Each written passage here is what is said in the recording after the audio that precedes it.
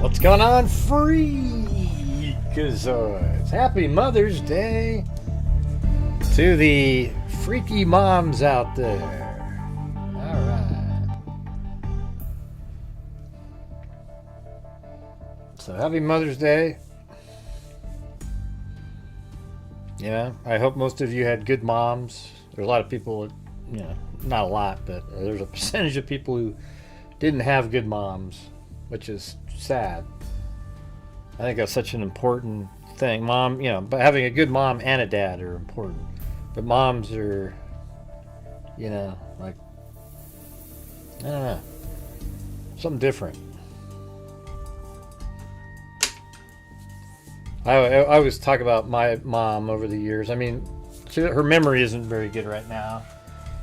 She's got, like, I don't know what you call it, Alzheimer's or whatever the hell it is.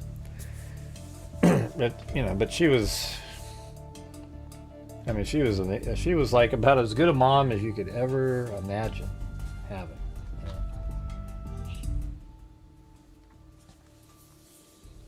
I mean, she always fought for us. Like, we were so poor when we were young, but she worked and then found any kind of services that could help out, daycare stuff after work, so she could go to night school, and taught her, and then went, so she'd work all day and then go to night school, and had to figure out how to get a babysitter for us, and when she went to night school so that she could learn to become an appraiser.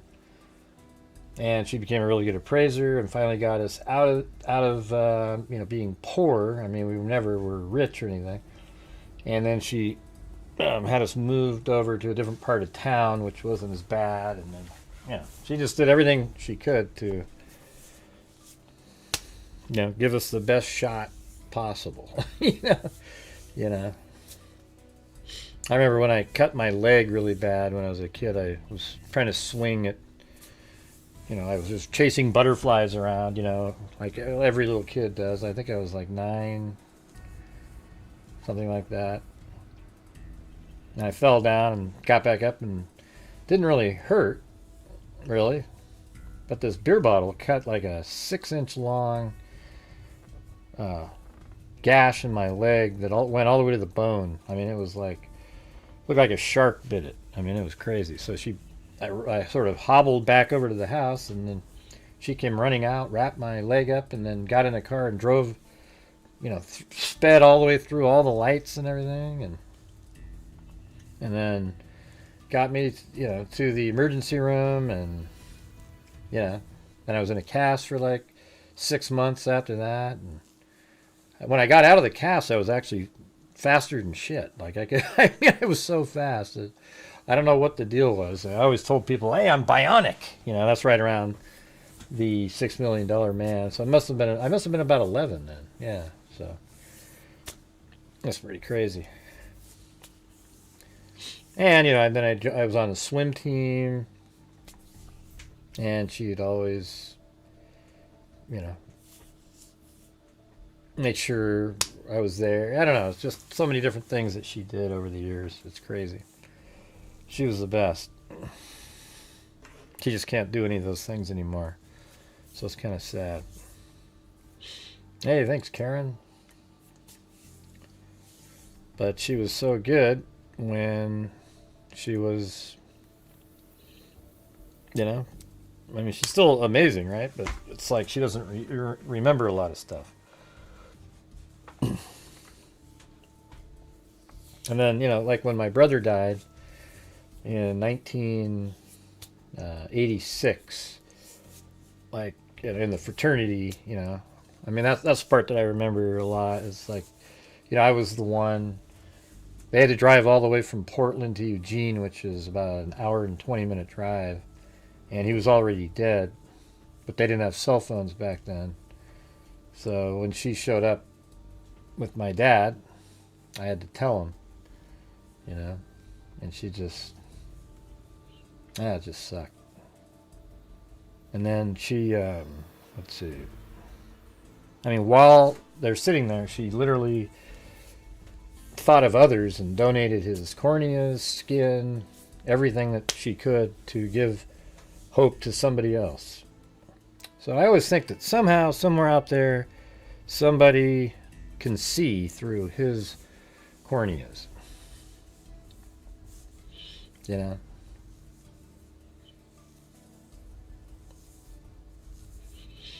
Yeah, she's like 89 years old now. And then from that day forward, my brother had coke in his system. So what they did was they, like she fought against the legalization of drugs for probably 20 years. She she always told me about George Soros and everything way back, way before anybody recently heard of this guy. You know, and just, and it was crazy. It was a totally noble thing. You know, a lot of people go, "Oh, that's bullshit, Gray. I think drugs should be..." Well, screw you, okay? I mean, she did. I think it was incredible. She spent every waking day trying to make it, you know, have more enforcement against it. Anyways, it doesn't seem like you guys are hearing anything that I'm saying. Not one comment associated again. It almost feels like I'm talking to myself on these shows lately. It's frustrating. I don't know what you're talking about, Brendan.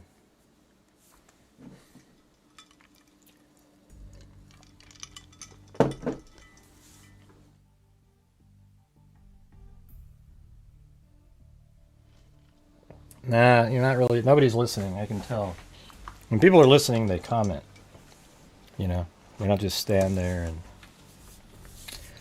It's just the way it's been lately. I could sit there and tell you the most incredible thing you've ever heard, and it'll just be dead silence.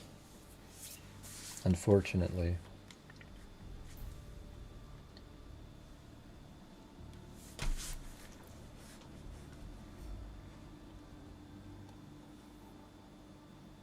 Yeah, that's the first comment I've ever seen you make. Lori, I just scrolled up there. That's the only one that you've made all night. Oh, I mean, way at the top. Yeah, that was something else.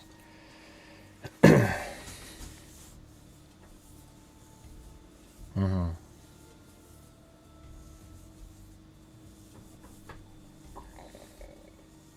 Nah, that's not how it works, Karen.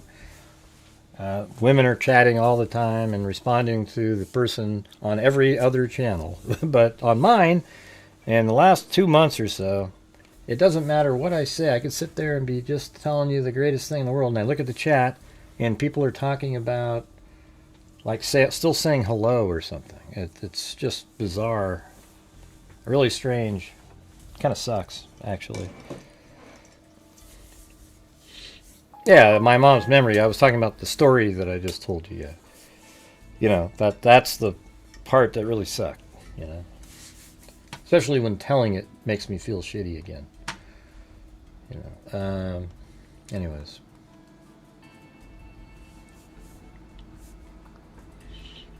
Yeah, that's what I think. I think it's so important to have a good mom. I think a lot of the people that turned out screwed up in the world had shitty moms. Ones that didn't really care about them. You know, like the trolls out there. They must have all had crap moms. They don't care about destroying anybody's world, you know, daily life. So you got to realize that must be the way their mom taught them. You know, pretty sick. Mm-hmm.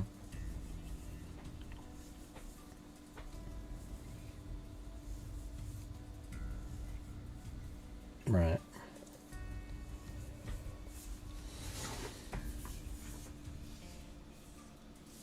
You don't have to say that, Sandy. Come on. Yeah, she just, it was crazy. You know.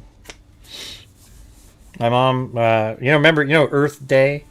Like she was kind of a liberal, I guess, back in California, back in Los Angeles. She was on the first, she started with the group of people that did the first Earth Day, if you can believe that.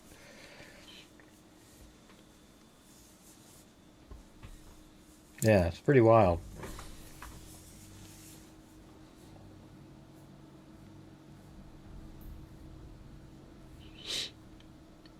Yeah, yeah, I thought it was pretty cool. I mean, it was amazing. I mean, I remember sitting in the room with my mom, dad, just we're just sitting there, and she had to literally sign the papers so that somebody could have skin, cornea, etc. It's I don't know why everybody doesn't do that. To be honest with you, the body that's in there isn't. If you're a religious person, their soul isn't there. So why do you care at that point?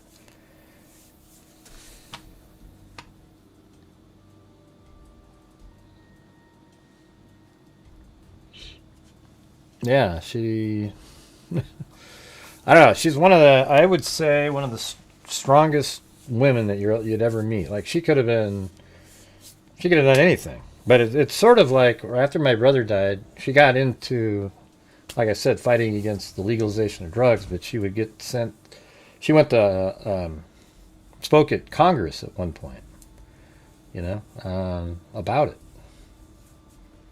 It's crazy. All the stuff that was going on, and this whole, what is it? I don't know, the recreational use, but then they got around it by saying medical marijuana, and then they do stuff like, let me ask you guys this.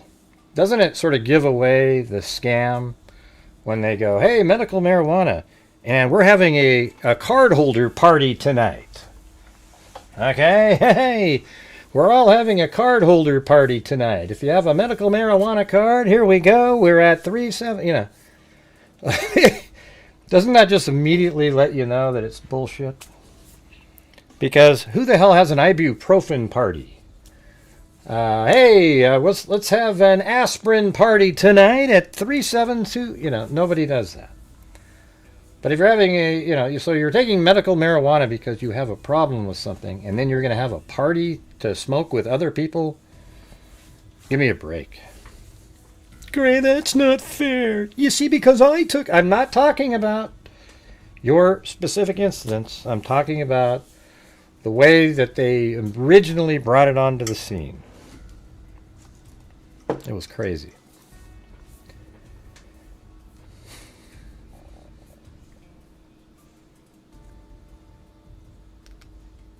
Oh yeah, that was the crazy. Yeah, so the story that Lori is mentioning up there, like years ago. I mean, I'm talking. This is before I cut my leg. I'm talking when I was like 7 or 8. We lived in Vancouver, Washington, and for Christmas we got the GI Joes. All these really cool things. It was amazing. Like these really cool gifts, GI Joes. The Lone Ranger and the horse and everything, and we thought, wow, this is incredible. And then those came from our dad, our biological father, and then our mom got us the socks and the shorts and the shit like that, where kids don't really care that much, like when you're a kid.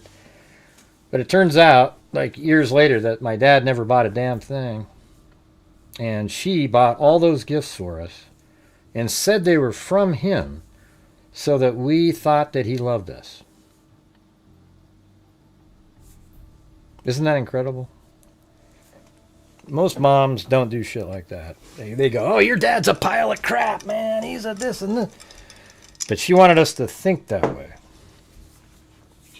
That always makes me like almost cry. It's just, it's crazy.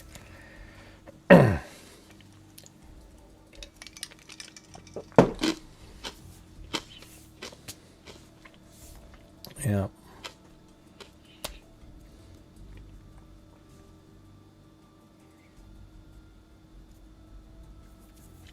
Who cares, Lisa?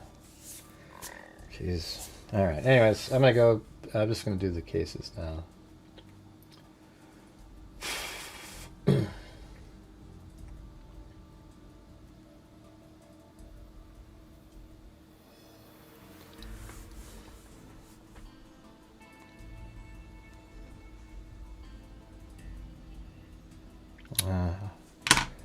Who cares? Whiskey Boots. Hey, everybody. Whiskey Boots smokes dope. She loves weed. She blazes away every single day. There you go. Oh, isn't that amazing? Yeah. And see, I just told you guys a story about what my mom did. And then when you look in the comments, there's zero related to it. Isn't that amazing? So the thing is this is what I'm talking about. Like, the thing is, I thought that story was brought up by Lisa or Lori up there. I told it again. She I think that just shows you how amazing she was. She cared about what we were thinking and didn't try to like bash our deadbeat dad, you know, biological dad. But you notice how I told the story and there wasn't one comment in there related to it. Let me go read. Here we go. So after I told the story, we have, my brother grows his own pot. I haven't seen her in years, Sandy. Very there we go. One by Jessica. LOL, Lisa, wow. I loved weed. Alcohol is worse. Alcohol is definitely worse. Lisa V, that's the way to go. Drugs have been interested me. Clean from every alcohol and cigarettes. You know, it's just a joke. You know, it's like, my God, you guys. Why bother? All right, here is the, let's just move on to something that you guys can follow.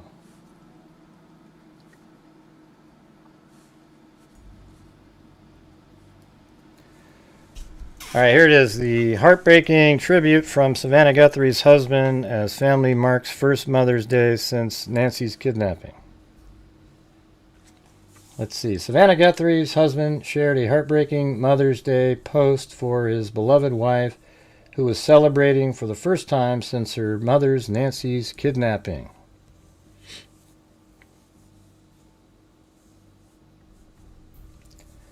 Let's see. On Sunday, Michael Feldman posted a simple yet emotional message honoring Savannah on the bittersweet holiday.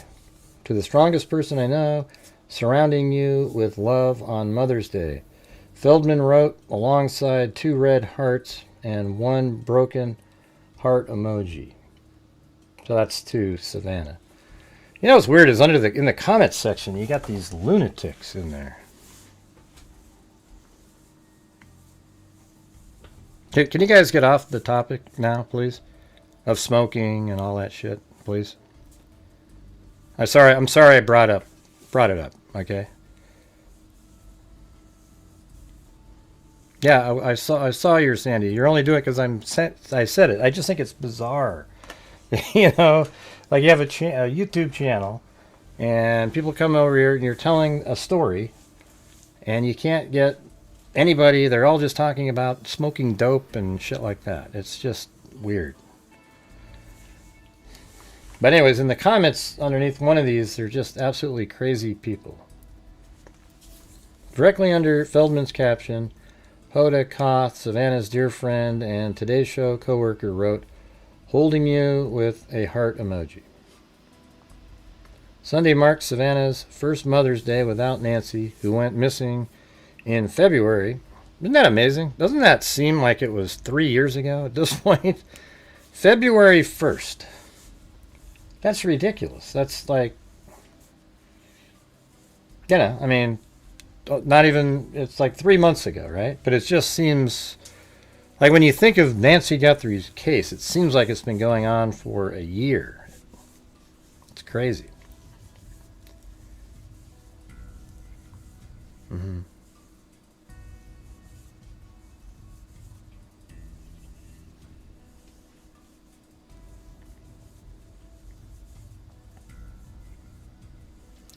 Nancy, 84, is believed to have been kidnapped by unknown captors nearly 100 days ago, investigators believe.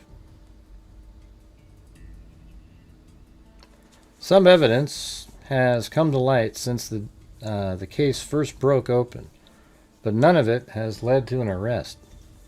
The latest batch of evidence to come forward was in early April after FBI agents discovered potentially critical new DNA at Nancy's home. Agents sent the sample to a private Florida lab You know, it's like they always do these stories where they put some little tiny piece of information that has really no impact at all, and then they do a complete recap of stuff, and it's like, that's it. The Pima County Sheriff's Department previously said the DNA recovered from Nancy's home was a sample that came from more than one person. Sources told the outlet that Pima, and that doesn't mean that there was two people. It just means that the touch DNA they found was a mixture. It could be anybody. Nano said that 5 other labs around the U.S. are working on Nancy's case, but the names of facilities what their roles are, and if there are additional DNA samples that are relevant to the case remain unclear per the outlet.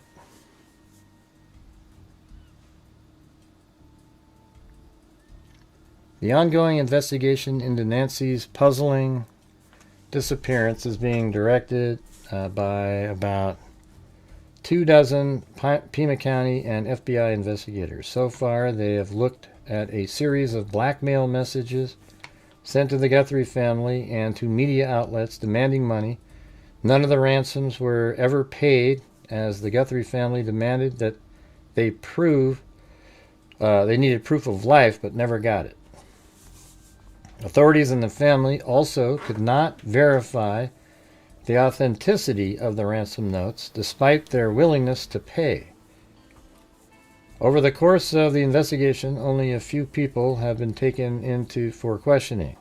No one has been arrested. Various pieces of evidence have also been found at the home and the surrounding area, including drops of blood on Nancy's front porch, a torn-down doorbell camera, and various gloves. Surveillance footage also captured a masked person outside her front door appearing to tamper with the doorbell camera before it was snatched off.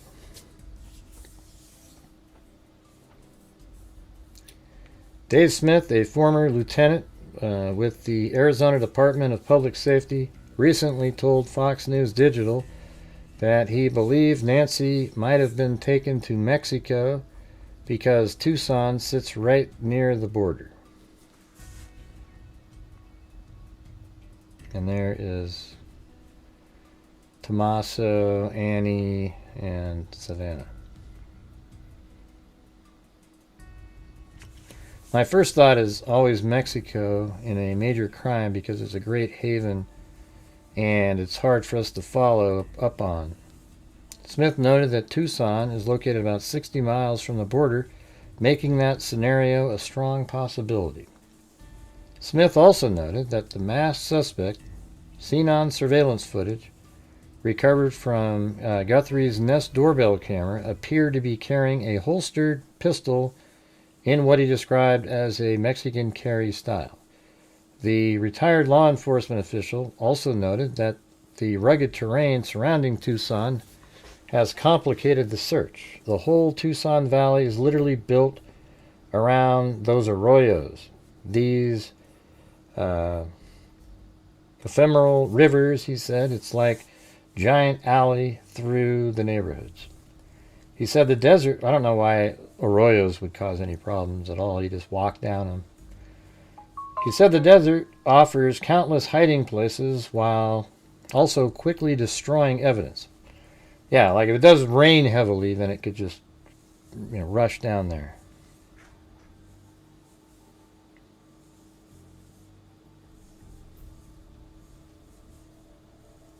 I don't know. No. There's Eloquent Pirate. The trial's starting pretty soon.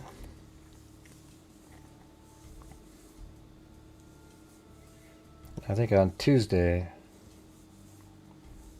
for Mercedes Vega, the original case, that the reason she was killed, actually.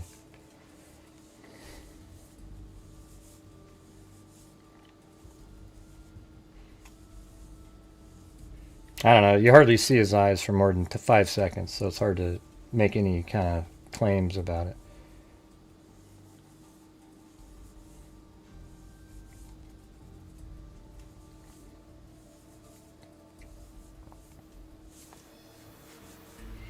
He said the desert offers countless hiding places while also quickly destroying evidence. The evidence is transitory, Smith said. Once it rains, your footprints go away. The sun is hard on other forms of evidence, and frankly, this is a tough place. Hey, thanks, Wild Bill up there. He suggested tensions between local investigators and the FBI may be tied to concerns that evidence pointing to Mexico would have made the case a federal investigation. Let's see what this says. In the Nancy Guthrie case, I got frustrated because I knew from my sources they were trying to keep you guys out. They did. They did keep you out. And look, here's how time matters in an investigation. The first 48 hours of anyone's disappearance are the most critical. And here's how these cases works. It is a state matter. It's a state and local law enforcement matter. He's trying to be like what Rogan. we, the FBI, do is say, hey, we're here to help. What do you need? What can we do? And for 4 days, we were kept out of the investigation. And when we were finally let in, Sean, look what we did. We went in and got the Ring doorbell. And we said, hey, is anyone talking to Google? I called the leadership at Google and I said, look, we know that there was not a subscription service to capture all of the data that would have been captured had there been a subscription service. But can we go into the cache? Can we go into the data before it's deleted and see what we can find? That's why you have that image. No, actually, what Ashley Banfield did was totally normal and okay to do. She got information, and it was true, too. I mean, literally, it was true what she said. She said that they were looking into, Annie and the, I guess you'd say, son-in-law. Okay? They were. And then eventually they went, okay, we don't think they did it. But at the time, they were looking into them. Remember how they had the car for a long time. They were inside the house taking different photographs and doing different things. Seemed pretty obvious. It turns out that they moved in a different direction later. Because the FBI worked with Google to put that image out. Yeah, if I was her, I would just always say stuff like, daughter and son-in-law instead of saying their name, Another thing we asked to do. You guys got that tape, which was the biggest breakthrough during that case. We could have gotten it days before. We could have also maybe gotten more data had we been let in earlier. Why wouldn't they want your help? Why did they send the DNA to a lab in Florida, not Quantico? That's the other thing that you hit on, right? Again, we were saying we'll process it. I launched hundreds of agents and intel staff to Phoenix and Tucson just for this case, just to be on. Now, I saw the interview with that one profiler who said all the same stuff that I said. I'm not even a profiler. It was funny. Like Joseph Scott Morgan the other day said, yes, expirated, not aspirated. Well, you know what he was doing? He was correcting the, forgot that, the bald-headed FBI ex-profiler guy. Yeah, he said aspirated, and it's expirated. And my channel's the first one to even notice that. If you remember, I was the first one to go, hey, look at that. That's expirated blood. That means she was alive when she was being taken out of the house. And they didn't want just you to there. Do the canvassing. And we said, we'll take the DNA. And again, it's a state and local matter, so it's their call. Yeah. Anyways, Sheriff Chris Nanos and FBI Director Kash Patel publicly disagreed over how quickly federal authorities were brought in into the case. Patel previously discussed Nancy's case on Sean Hannity podcast defending the FBI. All right, there's that.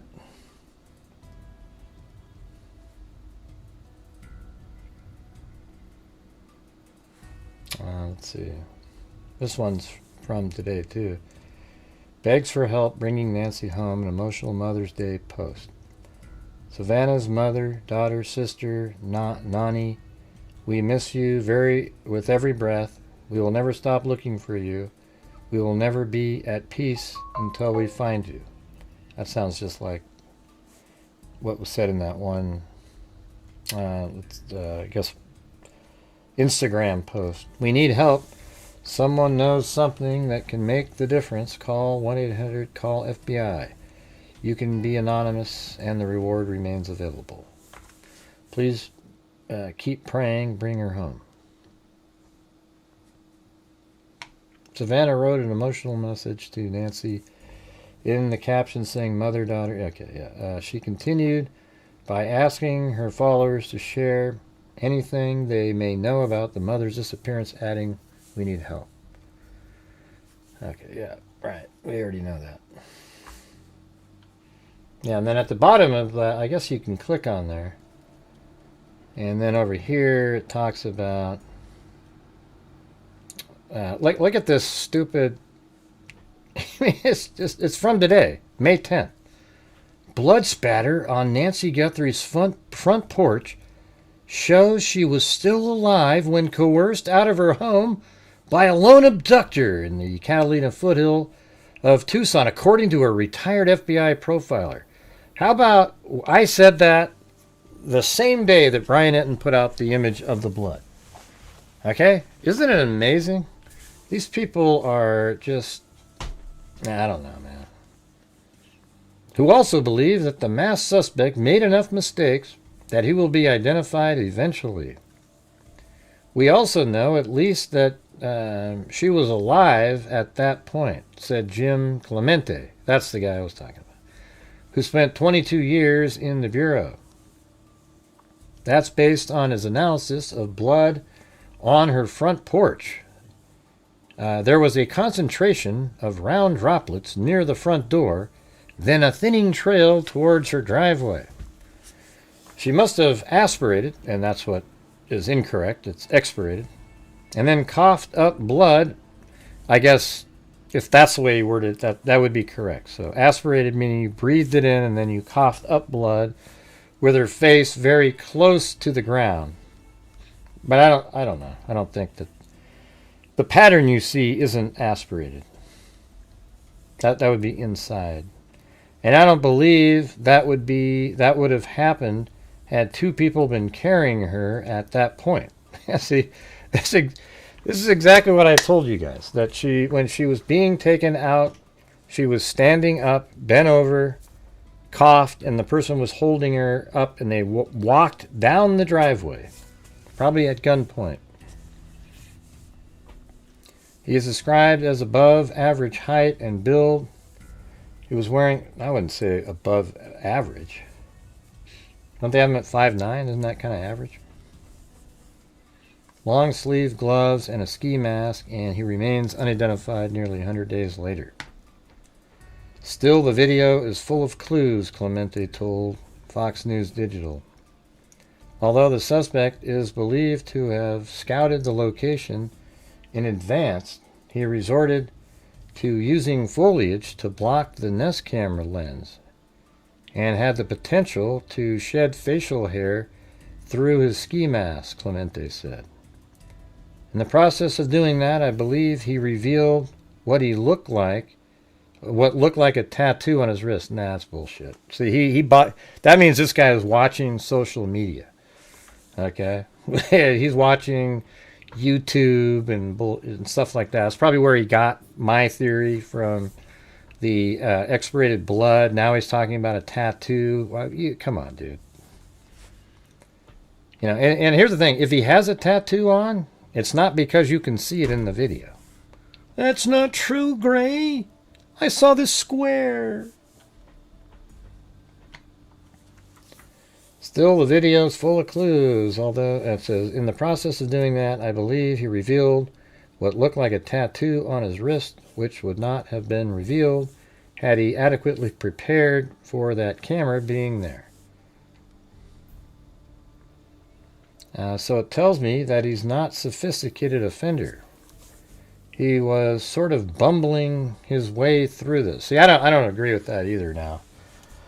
I remember at the beginning I was thinking, yeah, it is kind of, but to me it's just, he's like, yeah, I'm going to take that off. It's easy to take those cameras off. And then he went, well, let me see if I can just pull it off with, like, I don't want to rip my glove or anything, so why don't I just grab a plant and just yank it off.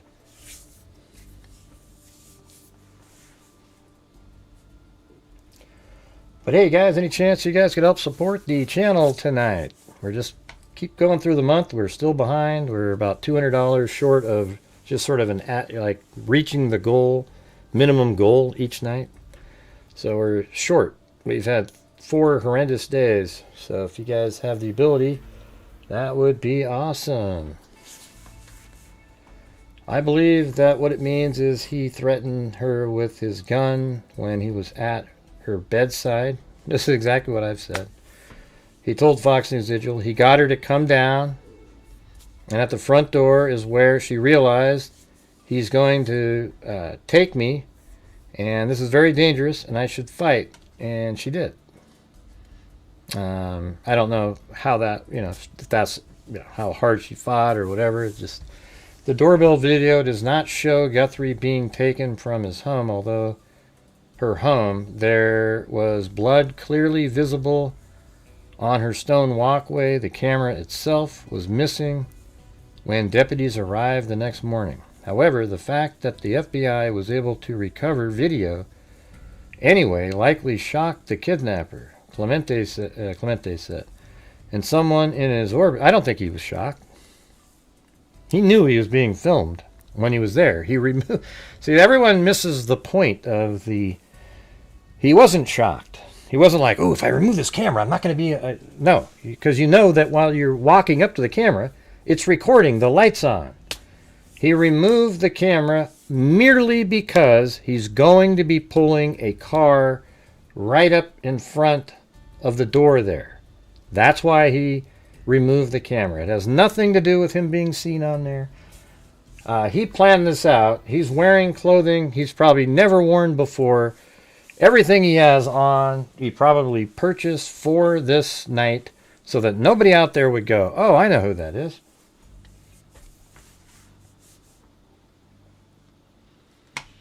Now, it's just dumb. He's shocked that they have footage. Really? Does anybody out there think he's shocked that they had an image of him at the front door? How could he be shocked? He saw himself being recorded. The light was on, the damn thing. He knew that after he removed it, it wasn't going to be recording. So he knows that that picture of him, that he's going to show up with the balaclava on, all that stuff, and that's just the reality. Clemente said anybody around him should have noticed that change in behavior and potentially be able to identify him because of that. Yeah, that's just so cliche. There was also an unidentified hair sample recovered from the home. The sheriff's department initially sent it to the private lab in Florida. After 11 weeks, the lab sent it to the FBI for more advanced analysis.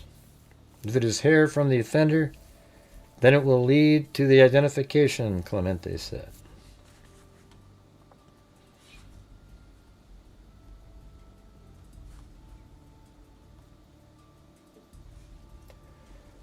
Yeah. Yeah, I don't know where they come up with this stuff. But he was shocked when he saw himself. Whoa! Because he removed the camera! Yeah, no, he didn't think it was a camera that stored the video on it. Okay. I don't know, I just get so frustrated. And it's funny, too, because that one case in the Bahamas? Now people are talking about maybe he buried her somewhere. Who the hell said that the first night? I think she's on that island right across the bay there. Okay, and I think he took her into there on a part that's kind of remote where there wasn't any homes, so nobody's going to recognize it.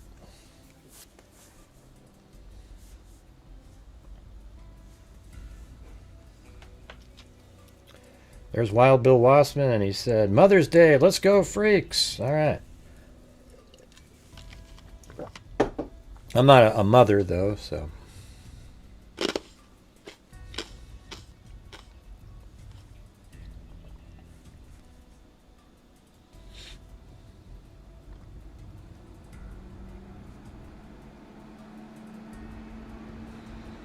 Yeah, so just use that. Oh, yeah, that was that cool. Oh, wait. Where's the picture? I made one that was. It was really neat. It was basically. It had, well, I guess we could do it again. Let me see.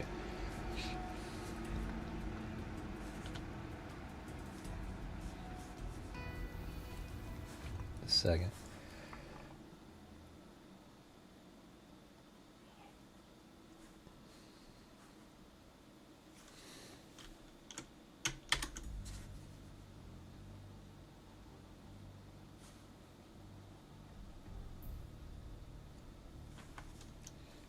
Got that.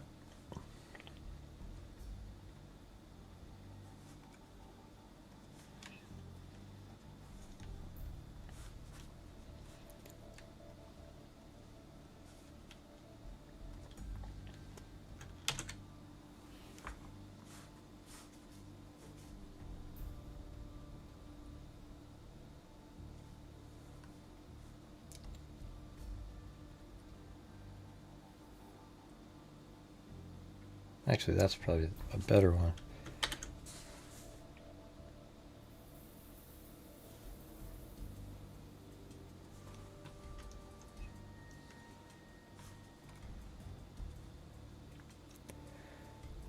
All right.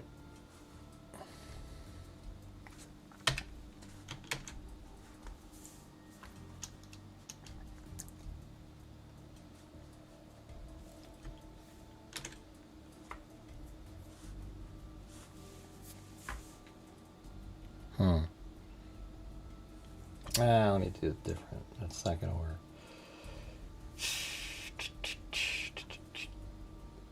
Nancy Guthrie. Put it into today. Okay. Then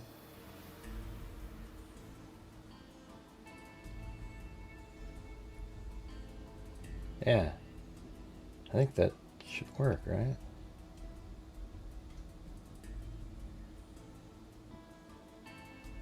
Maybe right there.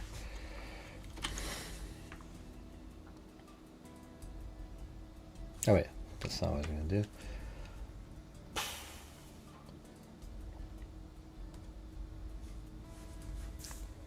Alright, now we can go like this. I guess nobody followed you there.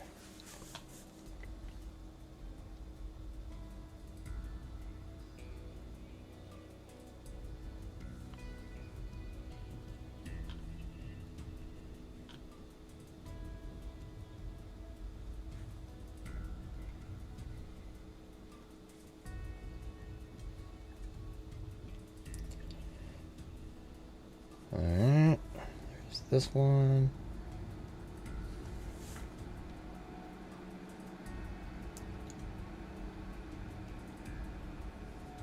And that one.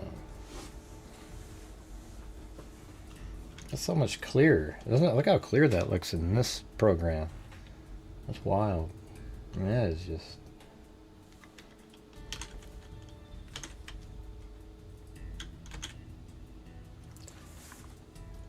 Okay, so I think I can move this one below it. I think I can almost just go like this.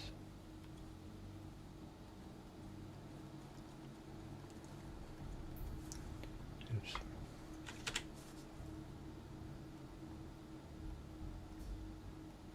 And now it's got to be like right there.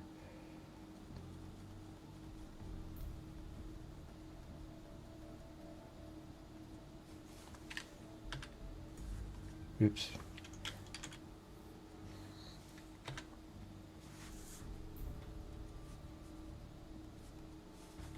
Yeah, so now you have an image that is like without anybody there. But I think I need to, let's see if I can adjust the brightness and contrast on this one. Nope, not that one.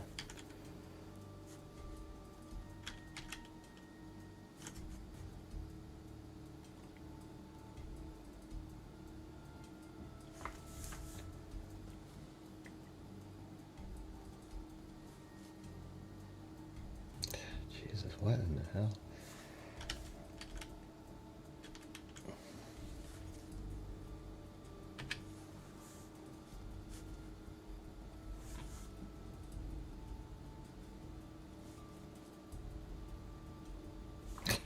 Again. What in God's name? Why is it only doing that one?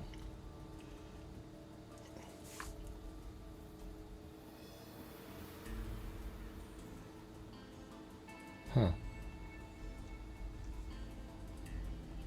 Oh yeah, that's right. So I need to make this one dark.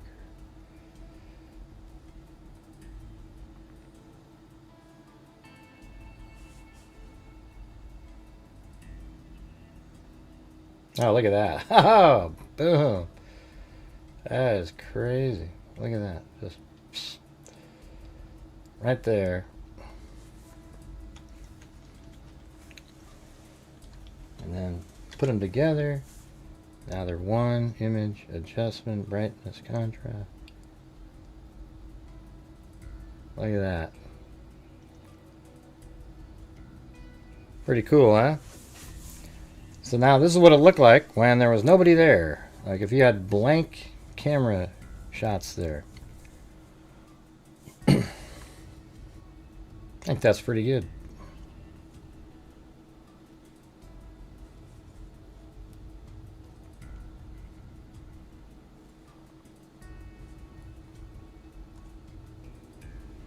And you can see, the reason I'm doing this, just so you can get a clear shot of...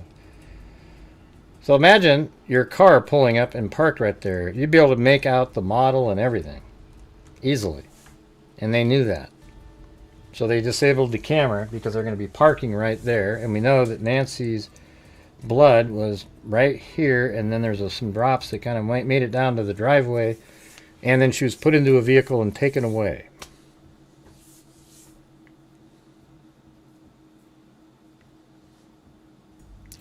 Are you being sarcastic, Lori? I'm on the edge of my seat. What are you doing? Something above your head. Okay, I can tell you that.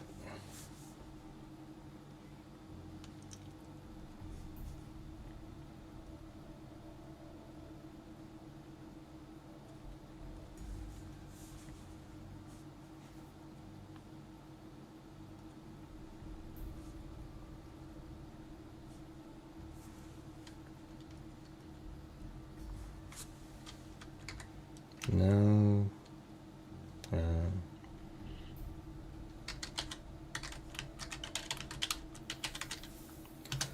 There we go. No what? Nobody knows what you're talking about. Jesus. My God. Let's see. We know they took her away from the house there in the vehicle.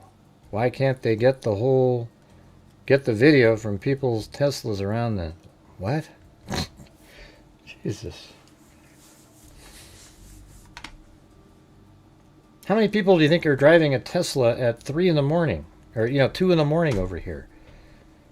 And not only that, yeah, they film even when you're not driving. Well, they park in their driveway. That's the problem here, is the driveways and everything are blocked by trees out on the road. Okay? Don't know what you mean when you say, why can't Teslas around? I mean, it's just like, that's such a wild, like, that's your first thought is, why can't they get video from people's Teslas? I don't know. Why can't they communicate with the aliens out there?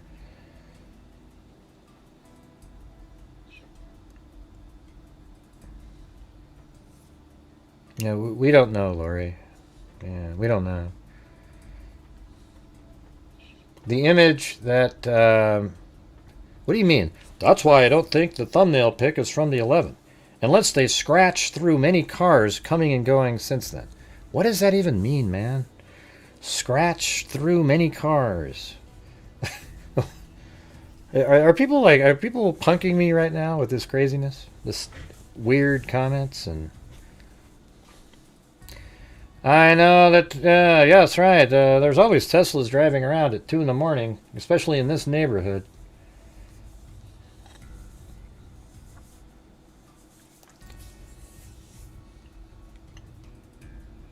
Yeah, so the 11th is a date that they want people to check their cameras from.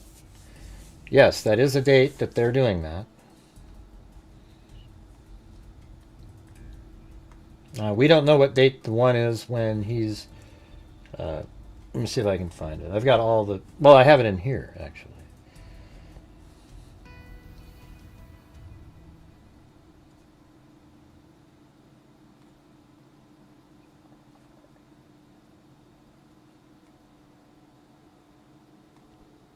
Right, this one. I mean, this one does look somewhat different. But here's what we could do. Let's take this image right here. Let's do the same thing. Hold on, is that the full thing? But hey guys, any chance you could help support the channel tonight? We're currently languishing at 1/12 of a nightly goal.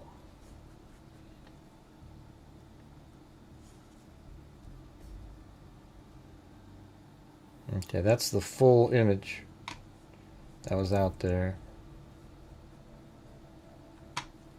Jeez, come on. It's starting to freeze up here. See how slow that mouse is moving around?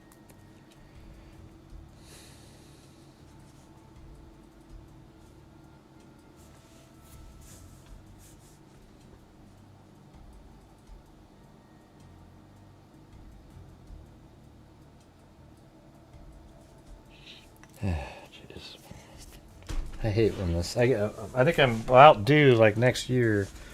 I don't know, maybe later in this year get a new computer. This one's already 2.5, 3 years old and just isn't able to keep up.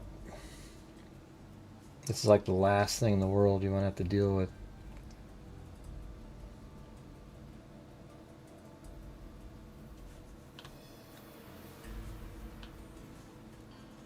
Alright, maybe now it's kicked in.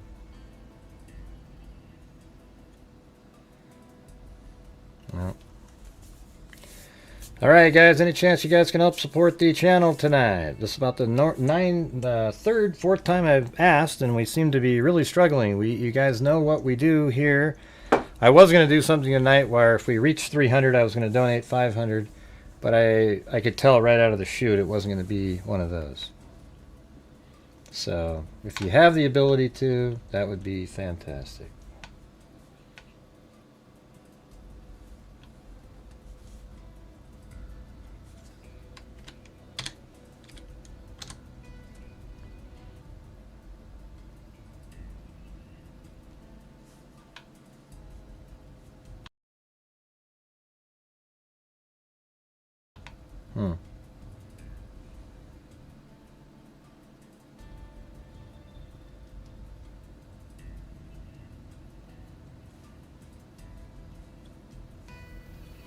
Yeah, I mean, I'm back. I think it should be normal-ish now, but it's just something to do with this damn, almost like this one image here. Can you guys, it says poor internet connection. That doesn't make any sense. I just always feel like there's something against me, you know. It's unreal.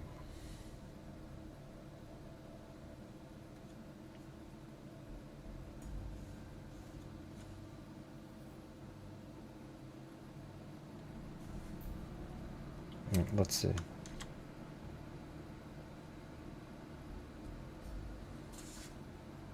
Yeah, it still says, are you guys even there? Or?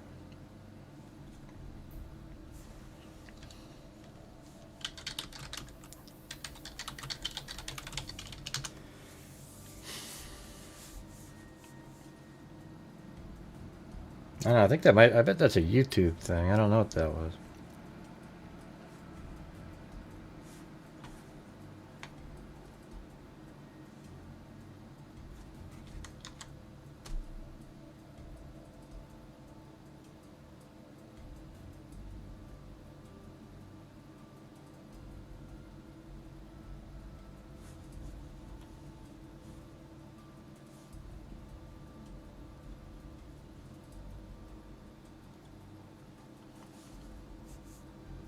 I mean, right now, can you guys, I mean, I'm here.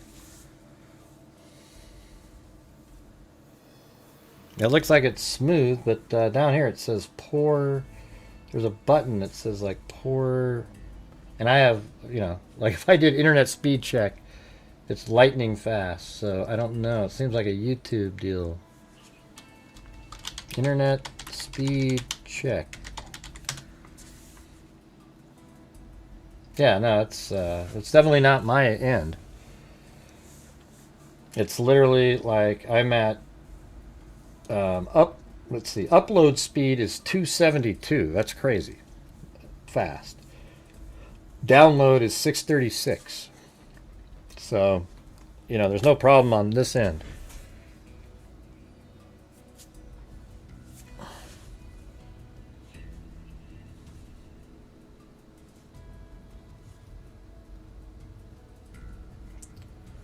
Let's see, what do we got here? Buffering? Yeah, well, no, it looks like it's good now. It just kicked back into excellent. So, how about right now? Is it back to normal? It looks like it just needed to kick in. It says excellent now again. You see that?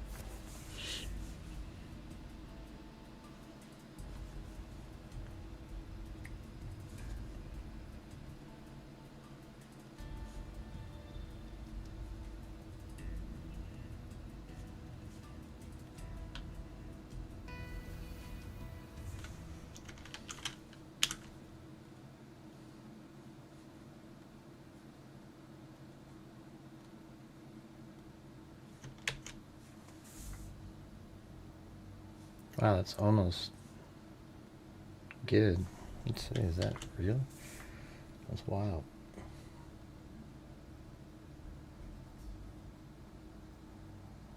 No.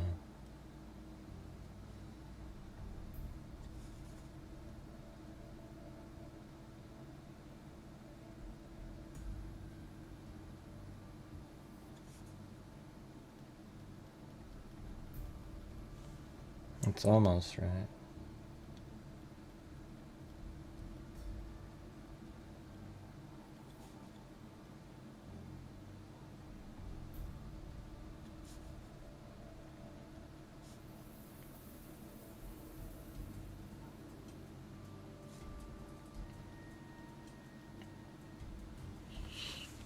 Yeah, it's probably pretty good.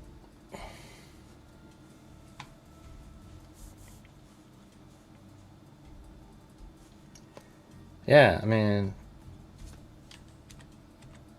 yeah, I think that's probably better.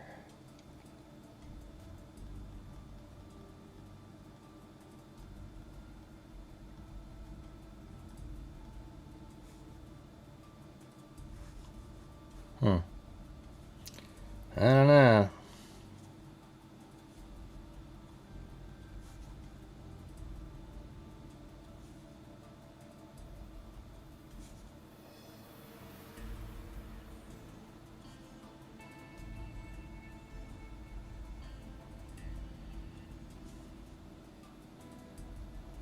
That's better. Just slightly moves. Yeah.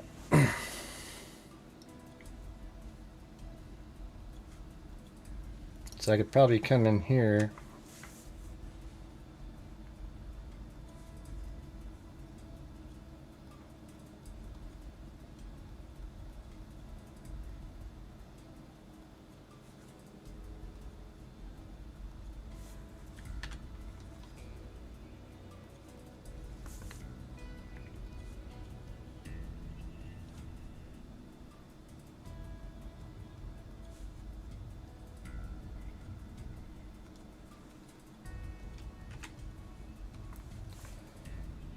Oh boy. There you go.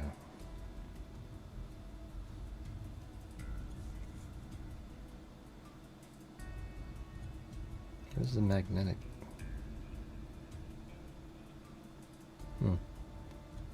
One of these tools is missing.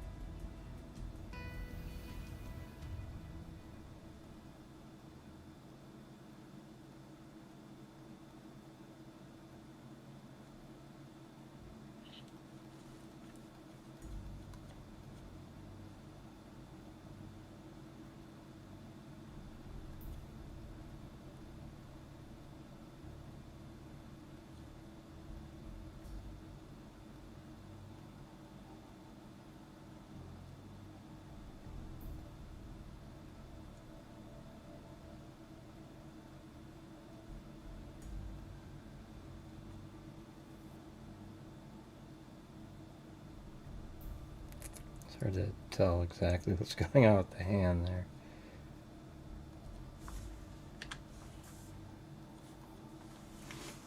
Yeah, I don't know. He's like in there.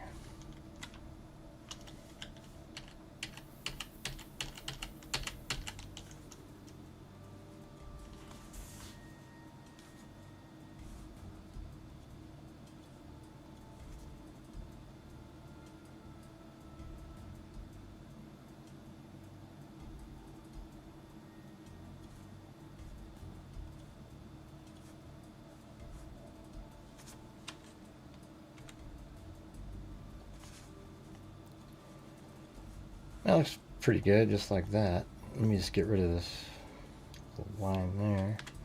No, not that. This.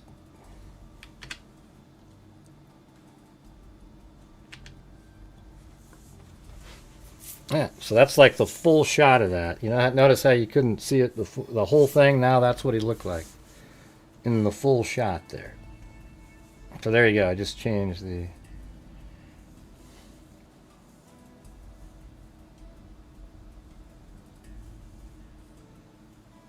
What's the challenge, Sandy?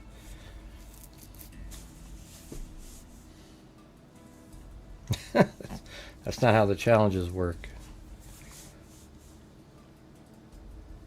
No, you can't tell what the real colors are. How about we take this one image right here and just ask ChatGPT, hey, what are the colors here, man? Colorize this sucker. See what it says. It'll be completely bogus. All right, but it's getting better with that kind of stuff.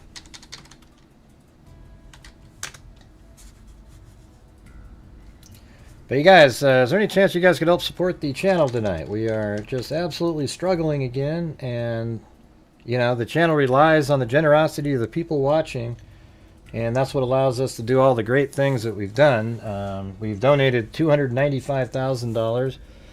We're really struggling though lately, so I'm kind of just worried about all the stuff that we have been doing. So if you have the ability to, that would be great. Any amount helps out. You know, we're just trying to keep the ball rolling along. There isn't a challenge though. That isn't a challenge what Sandy typed in there. It's just, hey, I sent a PayPal in. Challenge. Like what is it? I don't know what that is. So it's not really a challenge. All right, let's see.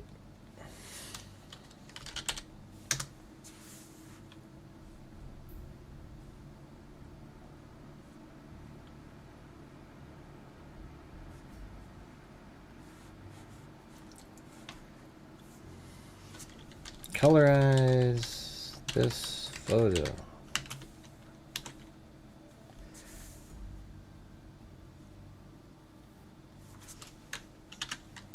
Colorize this.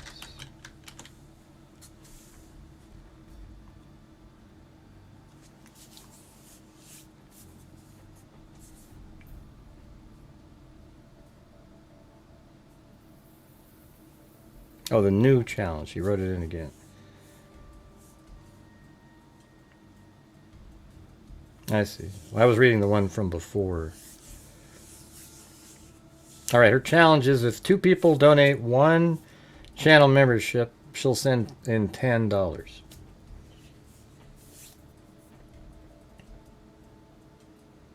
And look at everybody hustle to get that done. All right, let's see. Wow, that's crazy how good a colorization it did with the bricks and everything. That, you know, like it doesn't know what color the top is or anything like that.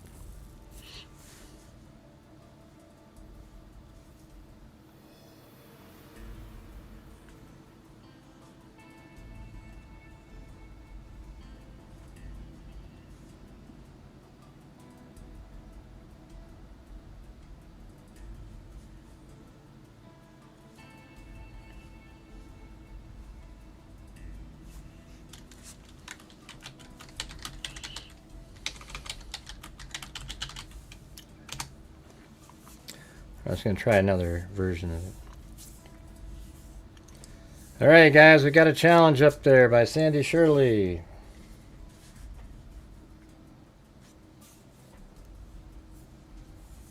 I always feel like I get punished. It's just so strange.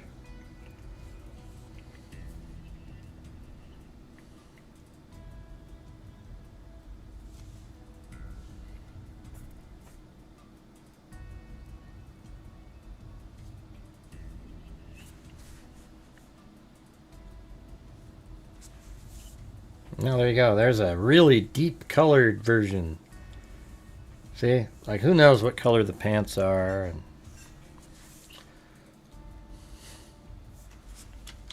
how are you able to determine the pant and jacket color?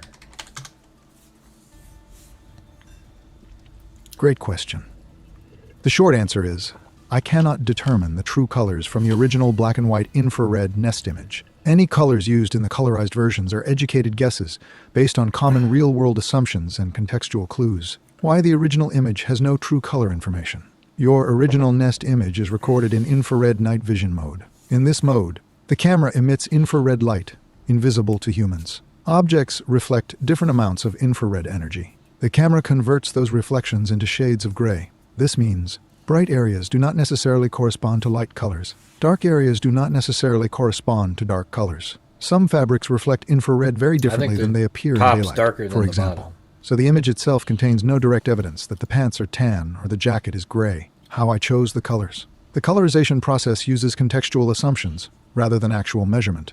Pants. The pants were one of the lighter parts of the figure, so I assigned a tan khaki color because khaki tactical pants are common.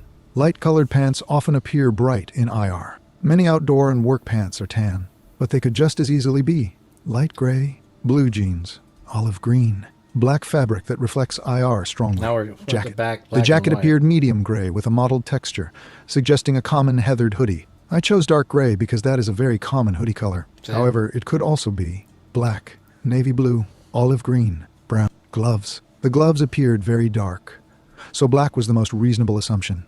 Face covering. The mask looked light to medium. Yeah, so what was cool about what ChatGPT did was it picked colors that have the exact, it's correct light and dark value. Because watch. See that right there? That's very close to the, if I take, let's just take this guy here. And you bring it in, I mean, it's stupid, all that crap that it did with the, but, if you notice, it looks very similar in terms of the color just by making it black and white. So it's like if you squint your eyes, you'll see, maybe this top's a little too dark and this is a little too light, the pants, but it's close, right? So that's what it's not, you can never tell. That could be a yellow jacket that just has that light value to it, so it looks like that.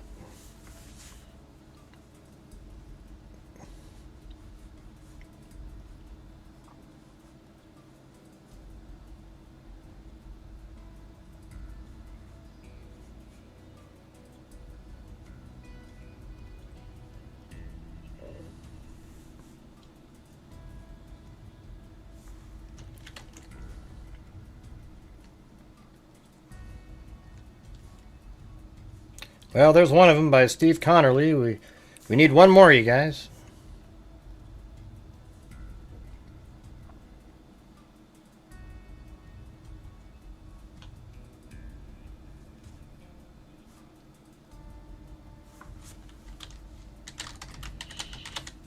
Yeah, and so that's the image in that one though is so bad because it's a thumbnail that they had, like it's on the camera that shows that there was a motion.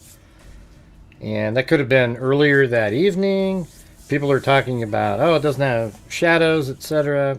But we don't know if that means anything because it's a thumbnail and it just has really poor quality. You think you could see the shadow. Don't know.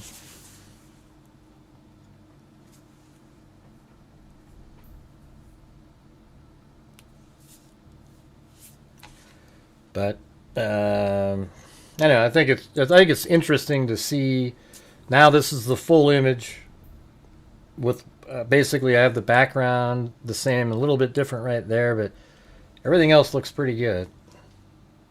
It's right there. Everything lines up really nicely. There's no, maybe right there slightly off, I guess. But it's pretty close. So that's what it looks like on a full image.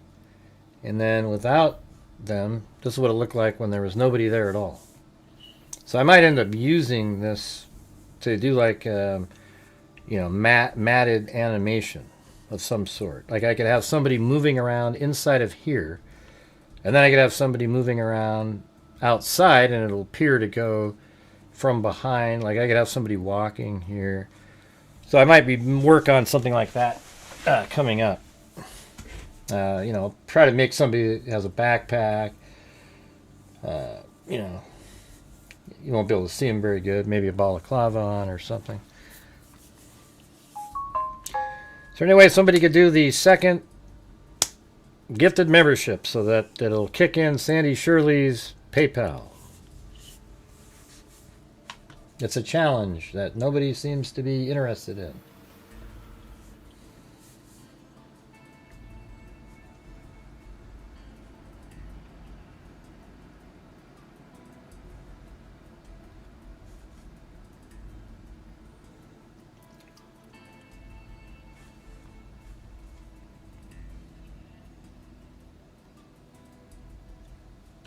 When is this from?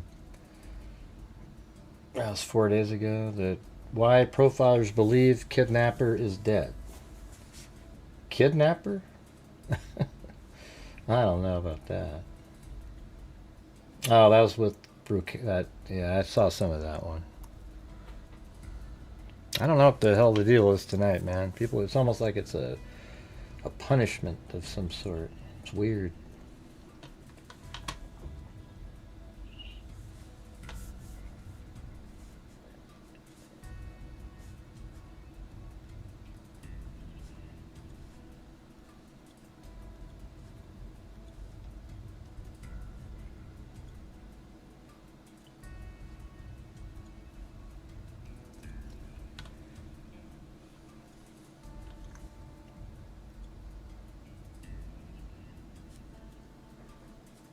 Yeah.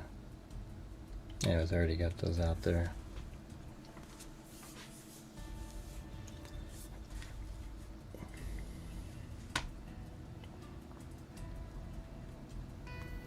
Alright, I'll be back here in a minute.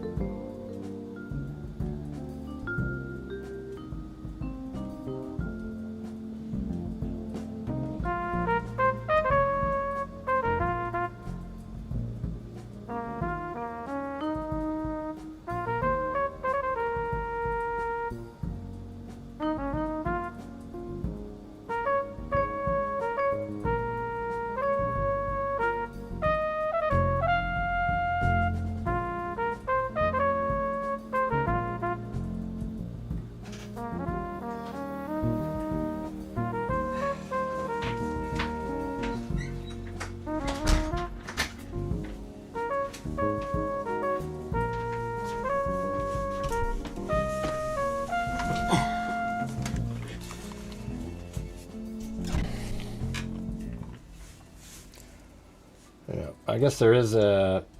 We can maybe listen to the audio of the Enton. So again, we'll just make it a conversation. The first thing I wanted to talk about is, do you think this is a burglary or a kidnapping? And I want to start with you, Dr. Jordan. I'm going to geek out on you for starters and remind you that a burglary is breaking and entering with the intent to commit any felony. So, by default, it's a burglary. The question is, what was the felony that was in mind when the intruder went in there? So, in other words, was it about a larceny? Was it about stealing belongings in the home? Could it have been about a sexual assault? Could it have been planned for homicide or for a kidnapping? I mean, there's many different possibilities of why that person entered that home. So it was a burglary, and I happen to believe at this stage of the game that it is more likely than unlikely that the initial, and I know I'm going to be disagreed with, the initial motivation was probably theft instead of kidnapping. I think that the abduction happened after the fact, after something went terribly wrong. What do you think, Dr. Burgess? Because nothing was taken I don't agree with that at all. from the home. Right, nothing was taken from the home. There's no reason.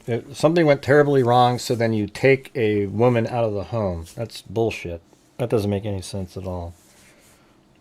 And of course, we don't have the crime scene to look at, which is very much a disadvantage. But I think there's another motive that they went in for. And before long, it went south. Is what I think. I don't think they were there to steal anything. And by the way, we don't know if anything was taken. Truly. Right. Just because the family doesn't immediately know that anything is missing doesn't mean that couldn't have been a motive. And we have to keep in mind that things could be taken that they're not missing, or that... Yeah, that's this lady. I don't know, man. So what he went in and he was going to steal something, and then she... to steal something, and then somehow she dies, and he goes, "Hey, I had a good idea. Let me take her out of here." It doesn't make any sense. He had gloves on. He had balaclava. He was protected like that. So even if he killed her somehow in there, he doesn't need to take her. Doesn't make any sense at all. These people just sort of are talking heads that say virtually the same thing on every case. It's crazy. Because something went terribly wrong, the entire motive immediately changed. And the idea of taking stuff out of the home became irrelevant, especially if we got to take she her out became now. Injured. Because I think we both agree that something went terribly wrong. Yes. Yeah, Yeah. that something went south. And we don't know how long. No, we don't know if anything went terribly wrong. In fact, I don't agree with that. I think he went in there. The reason they think things went terribly wrong is because there's droplets of blood. We don't know how that even happened. It could have just been something really minor that was done, and she just started bleeding from the nose, and it was in her mouth, and she swallowed some up or whatever, and then coughed up, and there it is. Nothing terribly wrong needed to happen. I think they went there. See, I don't know if these people put all the pieces together correctly. The person went to the front door at 1:47 and removed the camera. The reason they removed the camera at 1:47 was because they're going to be parking a car right out the front there. The reason they parked the car out in the front there was because they're going to be taking Nancy Guthrie out of the house and putting her into that vehicle. That's exactly why they put that car there. He or she or it, they were there. They could have been there. I've done cases where they get in and they really surveil what do I the know? house. They get I'm not an familiar with it. FBI They look at all agent. kinds of things, and the victim is either sleeping or not awake, kind of thing. We And know then- about the 42 minutes from Yes. the cameras, but we don't know after that. Did they stick around? Right. There's a lot we don't know, Ann. I agree. Burglary or kidnapping, Dr. Bricado? I think it's important to bear some statistics in mind. There are only about 350 abductions that occur a year. The vast majority of them are committed against children, and the vast majority by people who know the child that is taken. It's also important to understand that, statistically speaking, an abduction usually involves proof of life and a demand for ransom within 24 to 48 hours afterward. And It's resolved usually in about a week. I mean, if you're going to say something went terribly wrong, it could have been after the fact. I'm not a big fan of this guy either. They all just kind of say the same thing over and over and over again, but it's cool to like them. You know, let's see. It's like the same as the body language people. They always say the same thing over and over and over. And they're always great after the fact. Boy, those guys nail it once the person's arrested.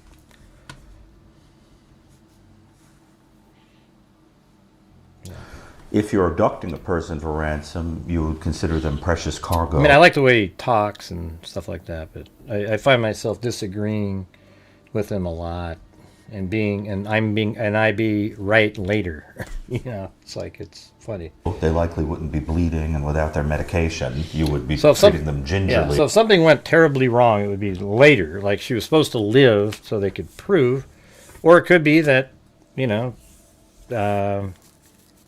it was, you know, I mean, one of the things I've thought about before is it was made to look like it was an abduction for ransom, but it really wasn't at all. Like, that never is what, they just made it look like that. Because they're worth an enormous amount of money to you. I don't think truly that abduction was on the table. If it was, then it went very south, and I believe she may have expired, and as a result... Yeah, something went wrong later if she died and they didn't intend for her to die. If they didn't intend for her to die, then, like, see, the thing is what you're saying, Livia, there is something went terribly wrong, but motive it wasn't theft. Right, so the thing is, I think she meant to be, like, let's just say they meant for her to be alive and she ended up dying. That means their whole ransom idea goes out the window. They were never able to prove life, and then they washed their hands of it because now it's murder. So they just got the hell out of there. They put her somewhere and no more communication. But it could be that that's what they intended to do, was to take her life, right? That's the thing. Theft was never, I've never even had that as a thought in the case. It's ridiculous. They wound up empty-handed and they wound up having to eliminate evidence. You know, here's what I think is weird: is you have to have these, you know, profilers and all these people to give the same opinion that anybody with a rational mind can give. Like, if I was on that show, I'd be saying, well, there could be, you know, various different things going on here. It could have been an abduction for ransom that went wrong. They were never able to prove life, and then they washed their hands of it. One of the elements that goes against that is the fact that they sent a ransom letter to TMZ. Why the hell would you do that? Because they believe that the first two ransom letters were genuine. So why would they send it to TMZ? It was almost like they were looking for publicity. Well, if that's the case, maybe they intended to kill her, but made it look like it was a abduction for ransom, and really just wanted, and the whole motive was some other personal reason to affect Savannah Guthrie, for example. I mean, you could go through, I could go through every single one of them. The only ones that don't make sense are burglary gone wrong. That's ridiculous. That somehow you would have to take her out of the house. Of what happened to her physically. The other possibility that we must bear in mind is that the entire thing is masquerading as a burglary attempt with an abduction, where it's actually masking. That's well, he's saying exactly what I just said. See, I hadn't even heard this. Karen just sent it to me. Somebody simply wanted to eliminate Nancy for personal reasons. Right, there you go. And we do see that phenomenon sometimes, where someone who knows you desires to get you out of the way for some reason. See, you have to get an expert to tell you the same thing I just doing said. It. The clue to that is that the person generally is not sophisticated enough to fake one of the common reasons why somebody would break into a house, like robbery or sexual assault. Those signs are not there, so then what are we left with? So I think those are the two possibilities based on the numbers that I would anticipate. I'd like to know also is how she's dressed. Did they have to wake her up and get her dressed, or did they take her? Of course, yes. She was still in her pajamas. How come you don't know the answer to that question? Out with she's in the nightclothes. Well, you just know that a little before 2 a.m. She's going to be in her pajamas and in bed sleeping. is when they start getting some evidence of the disconnection between the heart monitor and so forth. But those would be some of the questions I'd like to know. You know, and even Savannah had said something, you know, when she was talking about the terror her mother must have felt. She said taken from her bed in her pajamas. And I've never known for certain if she knows that as a fact, because investigators have some kind of evidence of that, or if she just knows her mother's routine. Does her mother always wear a certain set of pajamas? You know, what are you talking about, Cindy? She says without that her sentence shoes. Doesn't make any sense. How do we know that? So I'm always kind of like, there's so much we don't know. Is this just Savannah filling in the blanks in her mind because she has a vision of her mother being removed from the house, and in this vision, she is... They know that she was in her pajamas, you guys. She was sleeping. It was 2 a.m. Okay? Her pacemaker was connected to her. That means she's near the unit that's in her room. Okay? She was sleeping. It's obvious.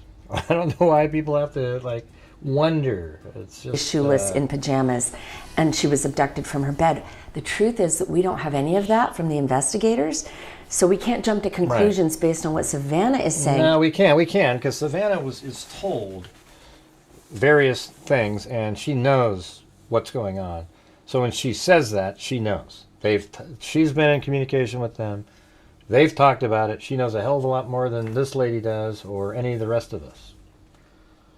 Because I have a feeling that this is a movie reel playing in her head that is not based on hard evidence. So you have to be careful as you analyze what the information is that you're, and whether it's credible or not. Dr. Burgess, if it's not a kidnapping or burglary, and that's just masquerading for something else, what could that be? What could the motive be? Well, the motive, first you want to always ask who's suffering the most of this, who is hurt the most. And in this case, it doesn't have to be the mother. It could be somebody in the family. Somebody, Savannah. It could be anybody in her orbit, so to speak. Husband. Certainly don't want to include the children, but you don't know, and I think that is a possible motive. So the motive could have been to make Savannah Guthrie suffer. Yes. And she's haunted by that. And she has. Yeah. I mean, it's her mother. Yeah, she said it on the interview with her. Yeah. She was like, the idea that this could have been because of who I am, it really haunts her. But we don't have any evidence of that, right? Do you think Savannah Guthrie is part of... Hey, thanks, Wisconsin Cat Mom. ...the puzzle here? Well, if somebody is eliminated, and elimination, murder is a term that I've coined and used in the literature to refer to a situation where somebody's life is taken because they are an impediment to something else, and that is much more pragmatic generally. Yeah. Whether it's you're in the way of money, you're in the way of a romance, like we saw in the infamous Susan Smith case, where she couldn't have a romance because she had 2 children and eliminated them. Whether it's that somebody is a burden because of their age or a health condition, you can do that. A very common one is that someone knows something. I'm going to move it forward. And I don't believe that any of the demands for ransom money were legitimate. Dr. Burgess, do you think... I don't know, man. They seem to really believe, the FBI, that the first 2 were... This is the only person? No. Or do you think there's more people involved? No, but I just had a thought, that person may have been eliminated also. Yeah. And what do you mean by that? Literally. Yeah. No longer with us. No longer with us. So the person we see at the front door could be dead? That's correct. Killed by someone else? The partner. Killed by the boss? Right. By the boss. Yep. Right. It was well planned. They've gotten away with it. And they pulled a type of case that we've never seen before, as far as we know. We are looking, we're trying to get a match for this. That's the way that legacy cases become so important, is that you'd be able to find one. And I have somebody looking, but so far, no luck. The back door, I think, is important. That was left open. I'm surprised. Hopefully they get maybe some DNA. There is DNA because you've got the mother's blood. So the blood has to also be somewhere else. Car, wherever she was taken. And so hopefully they can find that. How would you find A that? second crime scene would be helpful, I Yes. think. They could figure out another place. Where she was But if you have a second crime scene, you're going to find the person. transported. Yeah. Yeah. The three of you together have pretty much studied every big crime, I would imagine, at this point, and gone back decades, centuries, whatever. Has there ever been anything like this? Not to my knowledge. I've looked at, they were always the children That's the or case from younger last people night. have been kidnapped. Now, the other thing is in other countries, you have kidnapping, Moro out of Italy, that happened. But also, and they're warned about it, we don't see wealthy men being kidnapped because they have security or they have bodyguards. Or they do get in, they are able I'm going to move to it forward a get little away with it sometimes, but no women. No elder Very women. rarely. I think the closest was a woman in Norway, but it was never solved. She was never recovered, and the police have kind of said, well, we think it could have I been. know. I don't know why these people come up with that. That's just like, yeah, he could be eliminated already. Right, he could be. Yeah, sure. Anything is possible. But that seems so irrational and not reasonable. It just seems, like just... it's absurd. It's not... It's not... it could turn out that that's true, but it's not because, oh, wow, they really predicted something. It's just pure random bullcrap. Hell, maybe he wore pink socks, and then later it turns out he had pink socks on. Oh, see? Well, how'd you know that? I don't know. Just guessed, really. There's nothing leading me to that. It's The husband, which is where we get this theory, which is so remote that it is always a family member. That's true with children. That's true with children. But when you're talking about an elderly person, the closest one I have is a case of a man named Harvey Weinstein, not that Harvey Weinstein. In 1993, he was a businessman in Queens. You might remember it. He was kidnapped, and a relatively wealthy businessman, but not like millionaire, not like the Heineken, CEO who was kidnapped and they paid a ransom and got him back. This man was eventually, it was solved. He was kidnapped and kept, if you will, in a pit on the side of the West Side Highway in Manhattan for 14 days, and he survived that, which is insane. The culprits were eventually caught, and yes, it was an employee in his tuxedo manufacturing factory in Queens who had overheard something about a windfall of money that he had gotten. all right, guys. Any chance you could help support the channel tonight? We're still only at 1/10. We haven't really moved. Is there a reason tonight's different than other nights? Tonight is just another day on here that we're trying to reach the goals and make things happen. What do I do? And had recruited some cousins. But this was a person who sewed tuxedos. This is nobody that Harvey Weinstein actually laid eyes on and knew. I think It was it's just somebody ridiculous, working Karen. in a factory who had This knowledge isn't of interesting to Harvey me. Weinstein and his wealth. Because he'd worked. They're all just saying, I'm not even going to play it anymore. I'm tired of it. It's just, they're just saying the same stuff that we've talked about 1,000 times, but none of the dumb stuff. Okay. I don't think it's interesting. What it shows. Here's what it shows you when you listen to people like that. They're all three profilers, and they all kind of have different things. So then, how does profiling even work when you have people that are all totally different, throwing out stuff that are totally unreasonable? And it's not interesting to me. It's over on News Nation. You can go listen to it. To me, it just gets frustrating. And, there's only like one or two sentences that I was like, okay, yeah, that could be.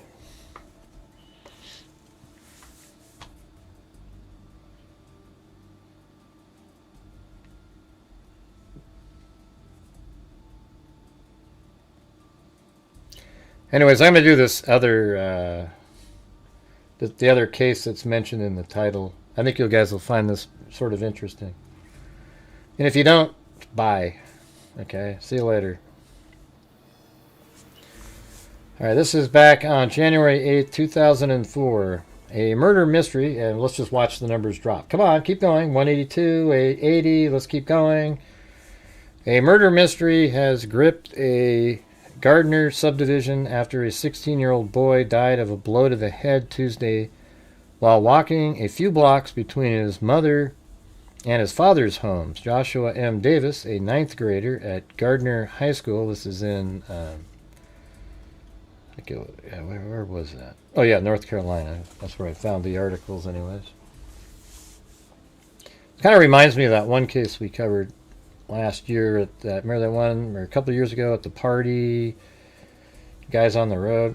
Joshua M. Davis, a ninth grader at Gardner High School, was found about 7 p.m. on a bed of pine needles at the edge of a neighbor's yard. Police first suspected a hit-and-run accident, but after examining evidence at the scene, they are treating his death as a homicide. Clues include Joshua's head injury, his cell phone, and rumors circulating among Gardner teens. A 14-year-old friend, Austin Travis Georgievich, told police that he had a message on his cell phone from Joshua's cell phone. He said there was no talking, but what sounds like a struggle, footsteps, and moaning. So that was on an answer machine that he was listening to, like a message. You know, not an answering machine, but a message on his phone. But the message was accidentally erased. Well, God, what a nightmare that is. No murder weapon has been found, and no one has been arrested by late Wednesday in Garner first homicide investigation. Let's see. Is it A11? Is that how it works?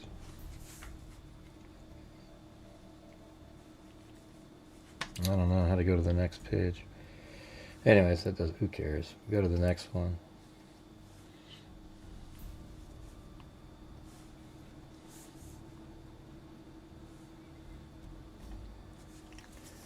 Friends and family described a Gardner teen found dead on the side of the road Tuesday as a ladies' man, and police said they are looking into his relationship with young women in their probe of his death. A preliminary assessment by a medical examiner showed that Joshua M. Davis, 16, let me get that in there, 206.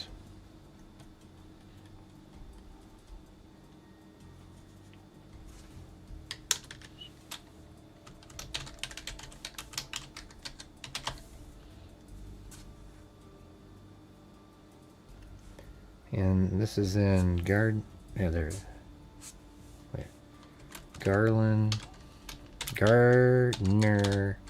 North Carolina. Oh, I put 2206.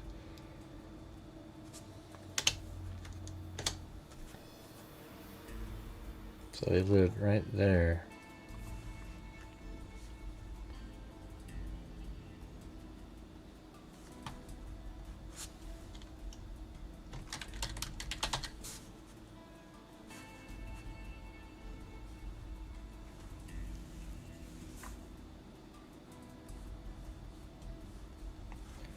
Alright. Circle died of a glancing blow to the head by a blunt object. Gardner police spokesman John Blum said Thursday investigators still have no solid leads, but they are focusing on anyone Joshua knew and on possible conflicts involving his liaisons with girls, Blum said. We know about the boyfriend-girlfriend situation, and we are looking into that, Blum said. Police thought several people, Police thought several people were possible suspects, but they all had sound alibis, so investigators are still looking, Blum said. He said there were no signs of struggle at the scene. Police are leaving open the possibility that a passing car with someone sticking out with something sticking out of it, struck the boy's head through, though that scenario, let's see, B4,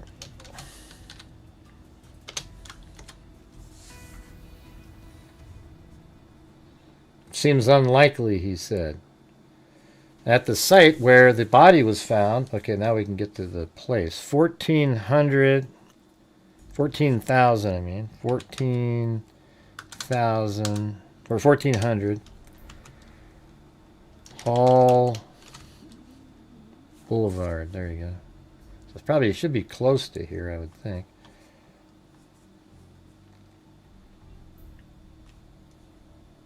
Yeah, so wow, that's just right around the corner from his home. Right here, so 1,400. Where's 1,500?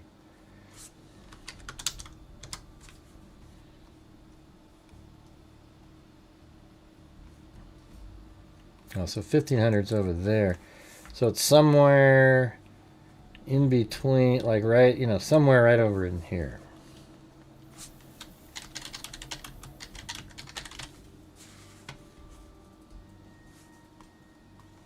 So it's not too far away from his house. A makeshift memorial to Joshua, including a placard to the Garner High School ninth graders. Several referred to him by his nickname, Lil Pimp. Surrounded by several Beanie Babies, plush toys, and about 50 candles from a memorial service Wednesday. I'm going to miss you always and remember you always. May you always be my husband, said one message. Another was signed, Heather, your hot mom. Wow, so he had about all these different girlfriends. Tom Creech, a relative, said jokingly that Joshua was a ladies' man, a legend in his own mind. The boy's father, David M. Davis, said the nickname Lil Pimp was what he called himself. For a while, Joshua had a different girlfriend every month, Davis said. Then he dated the same girl for 6 months, but he recently broke up with her and started dating another, Davis said. Joshua's mother, Judy M. Davis, objected to questions about her son's personal life. Right. He turned 16 on December 28th, and this is January, I think January 4th is the date. Or, actually, I think it was just like the day before the 7th or something.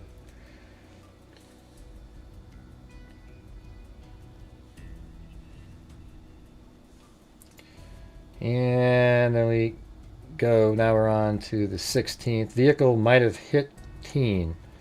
A medical examiner says a Gardner teen found fatally injured last week in a middle-class subdivision where he lived was most likely killed by a moving vehicle. The initial finding by Dr. Thomas Owens seems to contradict Garner police, who have been treating the incident as a homicide, and said evidence at the scene did not indicate an automobile accident. Owens' final report has not been submitted. Joshua M. Davis, 16, who was described by friends as likable and good-humored, was found lying near the side of Hall Boulevard January 6. Joshua and his cousin Michael Morong were walking about 7 p.m. from Joshua's mother's house. So let's see, Joshua and his cousin Michael were walking about 7 p.m. from Joshua's mother's house to his father's house several blocks away. Michael, 17, said he had told Joshua to wait right here while Michael ran to get a compact disc he had left at the home of Joshua's mother. He said he found Joshua injured when he returned. There have been no arrests. That's kind of weird too, right? He takes off. And the boy's father, meanwhile, has questioned the pace of evidence gathering in the investigation. Detectives went to David M. Davis's house Wednesday, more than a week after his son's death, to look at a boy's room and computer for the first time, Davis said. All right. So let's see. Is there anything on the next page? 6B. That's okay. So 1, 2, 3, 4.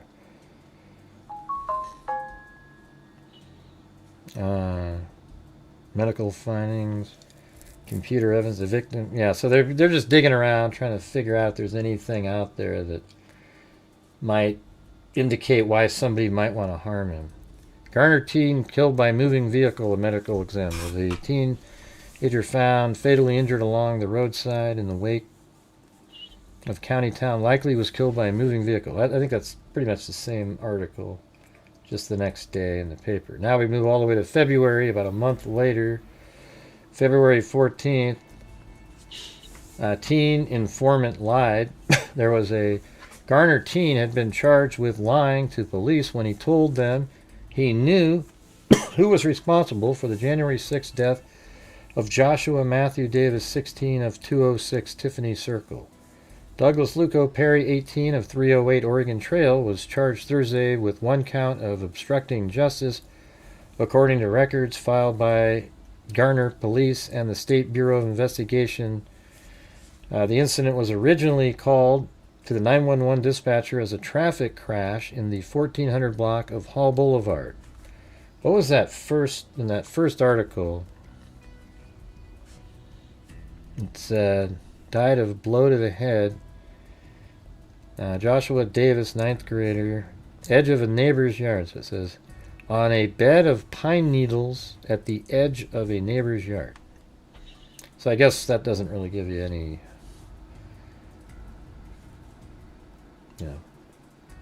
easy. Hold on a second. Let's go down. We can go to Street View and see if there's one that sticks out that might have pine needles. I mean, I'm sure they're all kind of like that. So somewhere right along this road, he was just lying in a bed of pine needles. Yeah, it probably was on that side then, maybe. Well, there's pine needles over here too, so it could be just right there on the side of the road right there. I mean, it's in that 1400 block.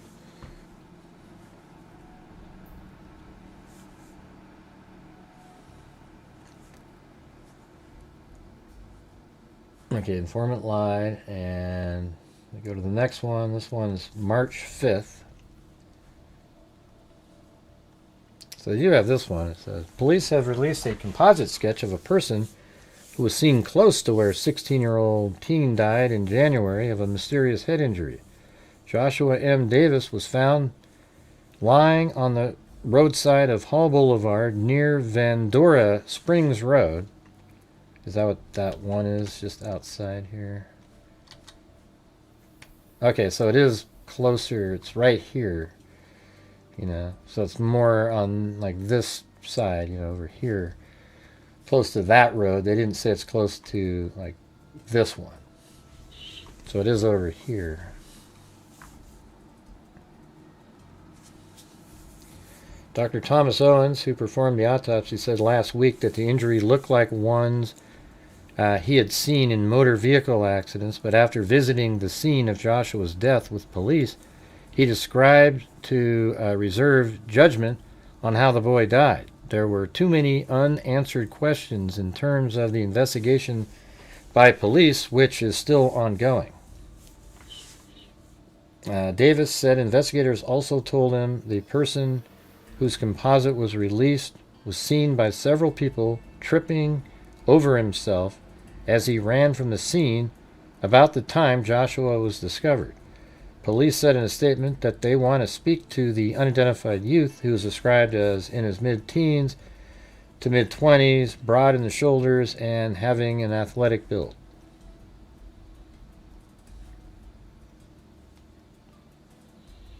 All right, now we're moving to, this is now 3 years later, right? Like this is, they didn't really keep covering it. Now they're saying, police said Thursday that 16-year-old Joshua Davis was hit by a vehicle January 6th at the side of a road in the subdivision. The case has been considered a homicide. This is a good, even if it's an accident, it's a homicide. This is a good piece of information in the sense that we now know what happened, said Garner. You don't know what happened. Davis left the home of his mother. Okay, here we go. We can get that address in here. Oh wow, okay, so 1512 Hall man, he was just right there. He had just left. That's crazy. I mean, he was heading towards his dad's house, which was the other one. So this is right where I had the 1500 mark a minute ago. This is where he lived. So now we have all the parts here. Mother's house. 1512 hall. Alright, so I guess what you could say is he was here. So then he would likely be, well, you should walk on the left side of the road.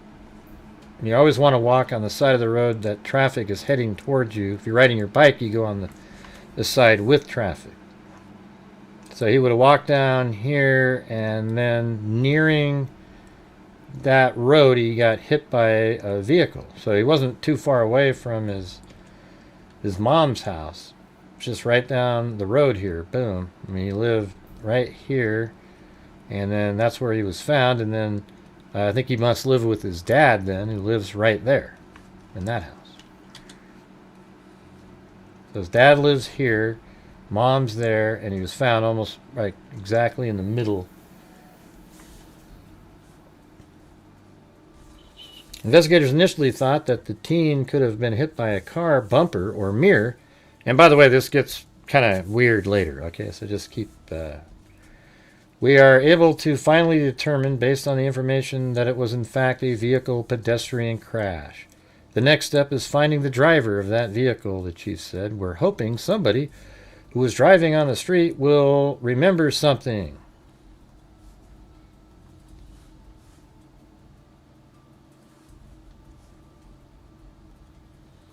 And there he is again. After 22 years, and this is from January 2026, so we just skipped all those years. After 22 years, Gardner police still chasing Davis's killer. Even in the early days, the case of who killed Josh Davis had all the elements of a murder mystery. No weapons, no signs of a struggle, no explanation for a 16-year-old boy dead on a Garner street. The scene offered few clues. Davis and his cousin were walking 3 familiar blocks. This is by Josh Schaefer, the person who wrote this. Walking 3 familiar blocks between his mom's house on Hall Boulevard and his dad's on Tiffany Circle on their way to play basketball not long after dark, when the cousin remembered a compact disc he'd left behind and ran back to fetch it. So, let's see. Maybe he lives with his mom, and then he ran over. I don't know. The scene offered few clues. On their way to play basketball not long after dark, when the cousin remembered a compact disc he left behind and ran back to fetch it. When the cousin returned only a few minutes later, he found Davis on the ground in a bed of pine needles, dead from a single massive blow to the head. That was about that was in 2004, and since then, little else is certain. Legend in his own mind, but after 2 decades, Garner police are giving the case a new look, citing details may need fresh set of eyes, noting the deep wounds still aching from a teen's senseless end. When Davis died, police hadn't investigated a homicide in Garner for almost 3 years. The case turned immediately frustrating when a 14-year-old friend said he had a phone. That's right. Hold on a second. Let me go to A4.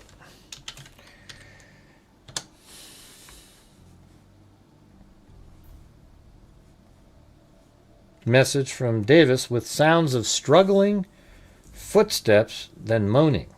I mean, that's interesting, right? But he accidentally erased it. Man, how's that? That's ridiculous.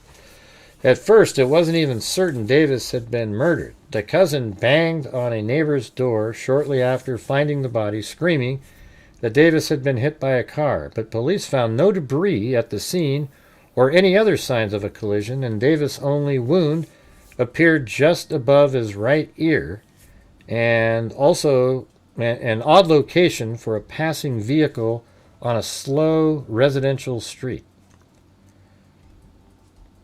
Then, for a while, the investigation turned to Davis' romantic life. A self-described ladies' man, Davis had so many girlfriends at Garner High that he called himself Lil Pimp, a nickname that stuck. A makeshift memorial on Hall. Let's see, where was I? On Hall had one tribute signed by Hot Mama and another inscribed, "Remember, you'll always be my husband." A legend in his own mind, joked one relative, but when police probed suspects from the boyfriend-girlfriend angle, they found alibis from all they questioned. Rumors circulated that a rival had driven by and hit him with a bat. Kind of like that one case in the Murdoch, you know. Also, remember the guy walking on the street there? False leads. 2 months after Davis died, police released a composite sketch of a man seen tripping over himself near the scene. It showed a broad-shouldered man with an athletic build wearing a white hooded sweatshirt, but it produced no arrest. The case got further mired in false reports flooded in. Police arrested a fellow Gardner High student for obstruction of justice after he falsely told officers he'd been present on the scene. Finally, in 2007, Gardner police declared the case a hit-and-run accident after it hired a private detective firm to recreate the scene and examine wounds and blood spatter. Police turned their hopes to a driver from that night who might remember something. No one ever did. And 2 decades later, police described the case as unsolved homicide, and they seek anything, no details too small. All right, so that was that. And then, this is 3 months later, in April of this year, we've got this Daily Mail article. It says, she's an award-winning cop in a small southern town, but has now been named a person of interest in teen's death from 22 years ago. Isn't that crazy? Hey, thanks, Wild Bill Wassman.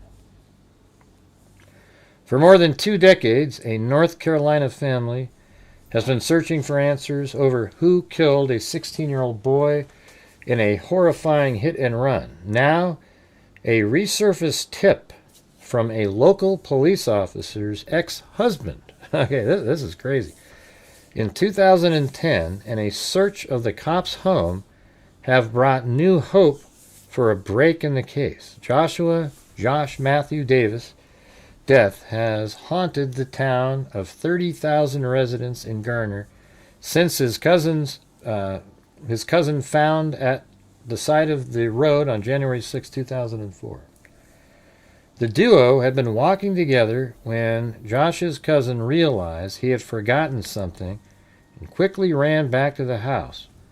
When he returned, Josh was lying on the side of the road, covered in blood. He was quickly transported to a local hospital, but died of his injuries.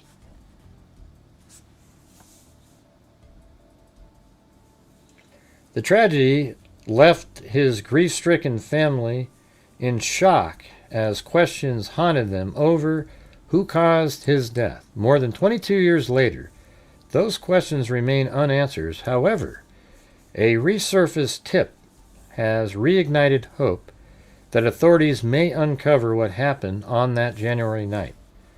The North Carolina State Bureau of Investigation obtained a warrant and searched a local police officer's home in late March, seizing laptops and other electronics as potential evidence. And that's her right there. The search warrant, viewed by the Daily Mail, named Detective Megan Potter of the Four Oaks Police Department as the person of interest in the search. God, is there a... let's see. Maybe I can find that.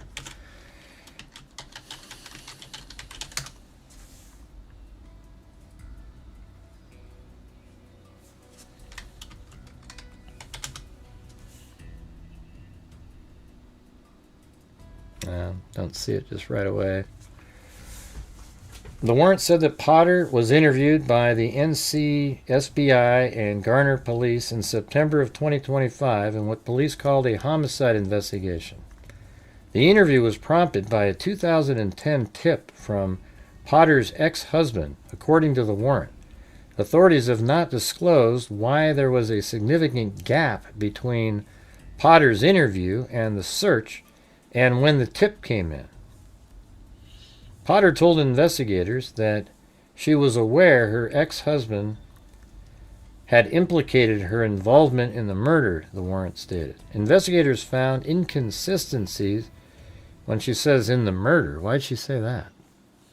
Why would you call that a murder? Investigators found inconsistencies in Potter's testimony. According to the search warrant, they interviewed her ex-husband in November and said he gave a consistent statement that matched his 2010 tip. Authorities then asked to schedule a follow-up interview with Potter, but she was allegedly uncooperative, the search warrant stated. Authorities then asked to schedule a follow-up interview in Potter. Okay, and then she told NCSBI in January that she would not agree to an interview held anywhere other than at the Four Oaks Police Department.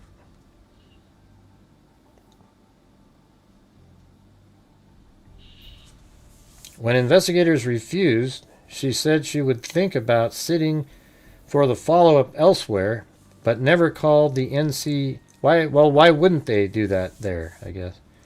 To schedule an interview. NCSBI said they were concerned, that she would use her police account, CJ Leads, to contact or influence witnesses, so they ran an audit. They discovered that Potter used the police database on her ex-husband and tipster less than an hour after the investigators contacted her in February. They discovered that Potter used the police database on her ex-husband and tipster. Wow. So she looked up the tipster and then her ex-husband right after she found out about it. Oof. Potter had no reason to search her former husband and did so knowing that he is a witness against her in homicide investigation.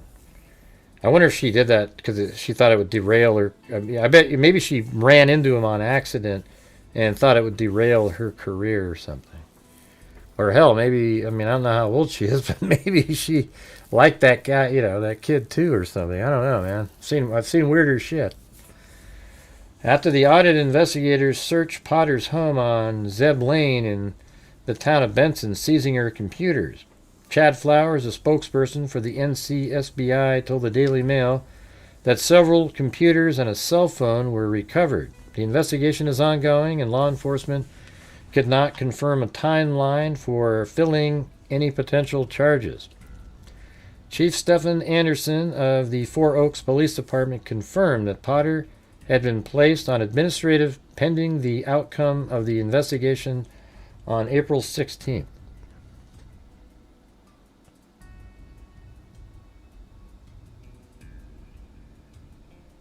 Victim's mom. Not sure what that is. Benson Police Department Chief of Police Greg Percy confirmed that Potter worked for his department from 2020 to 2024. Benson is about 30 minutes south of Garner and 10 minutes from Four Oaks. The town of Benson official Facebook page shared multiple photos of Potters active in the community over the years. In one post, it pictured collecting an award in 2023, Officer of the Year.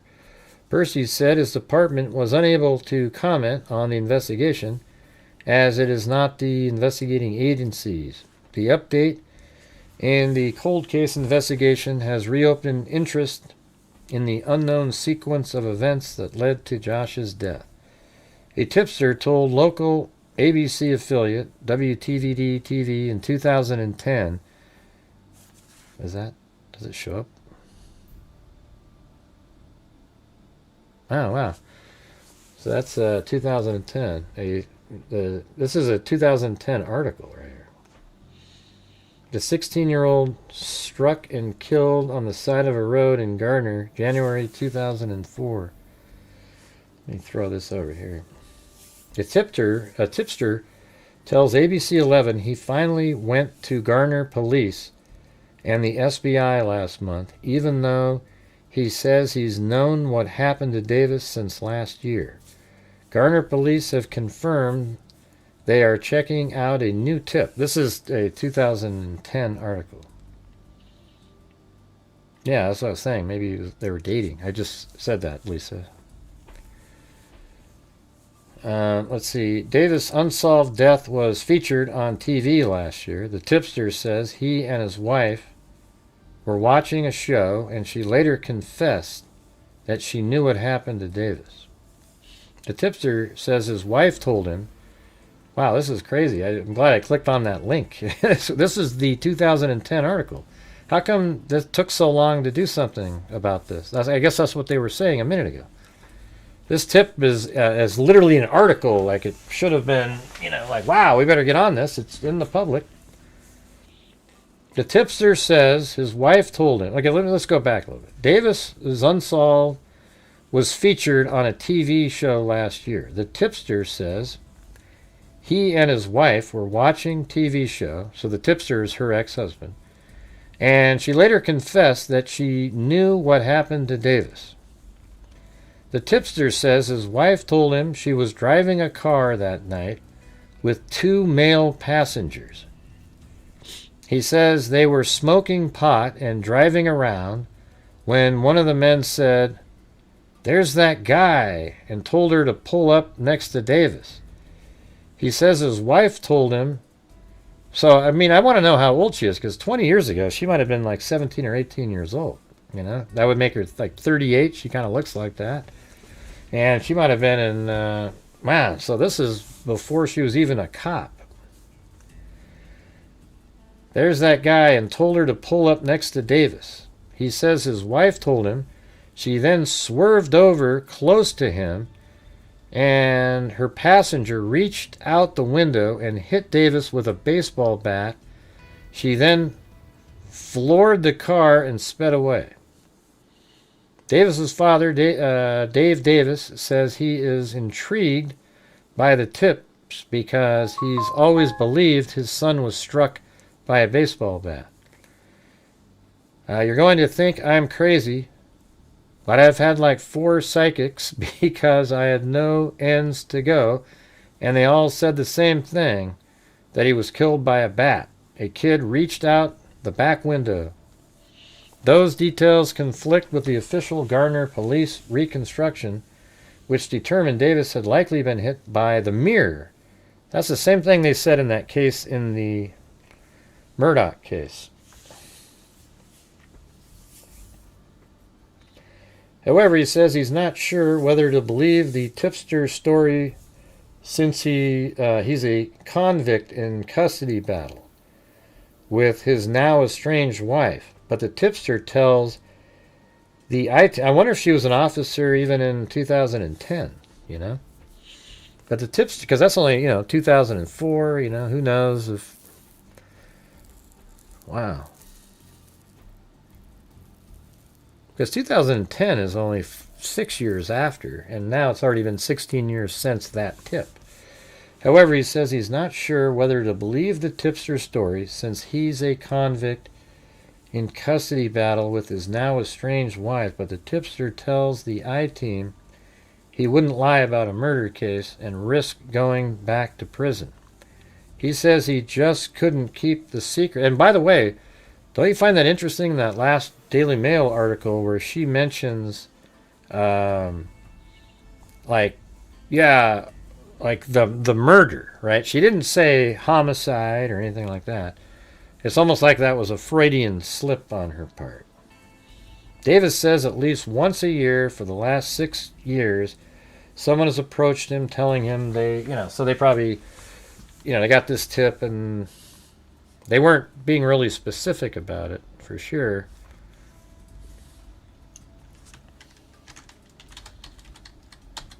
Yeah, let's see, where's that word? She used it in here.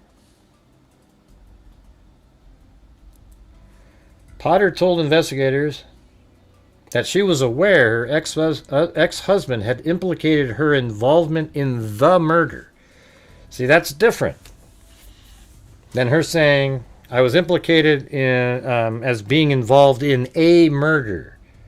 Okay? She's saying the murder, meaning she knows it's a murder. She's just been implicated in that murder. You see how that, if that's a direct quote, that's pretty damning right there. Investigators found inconsistencies in Potter's testimony according to the search warrant. They interviewed her ex-husband in November and said he gave a consistent statement that matched his 2010 tip.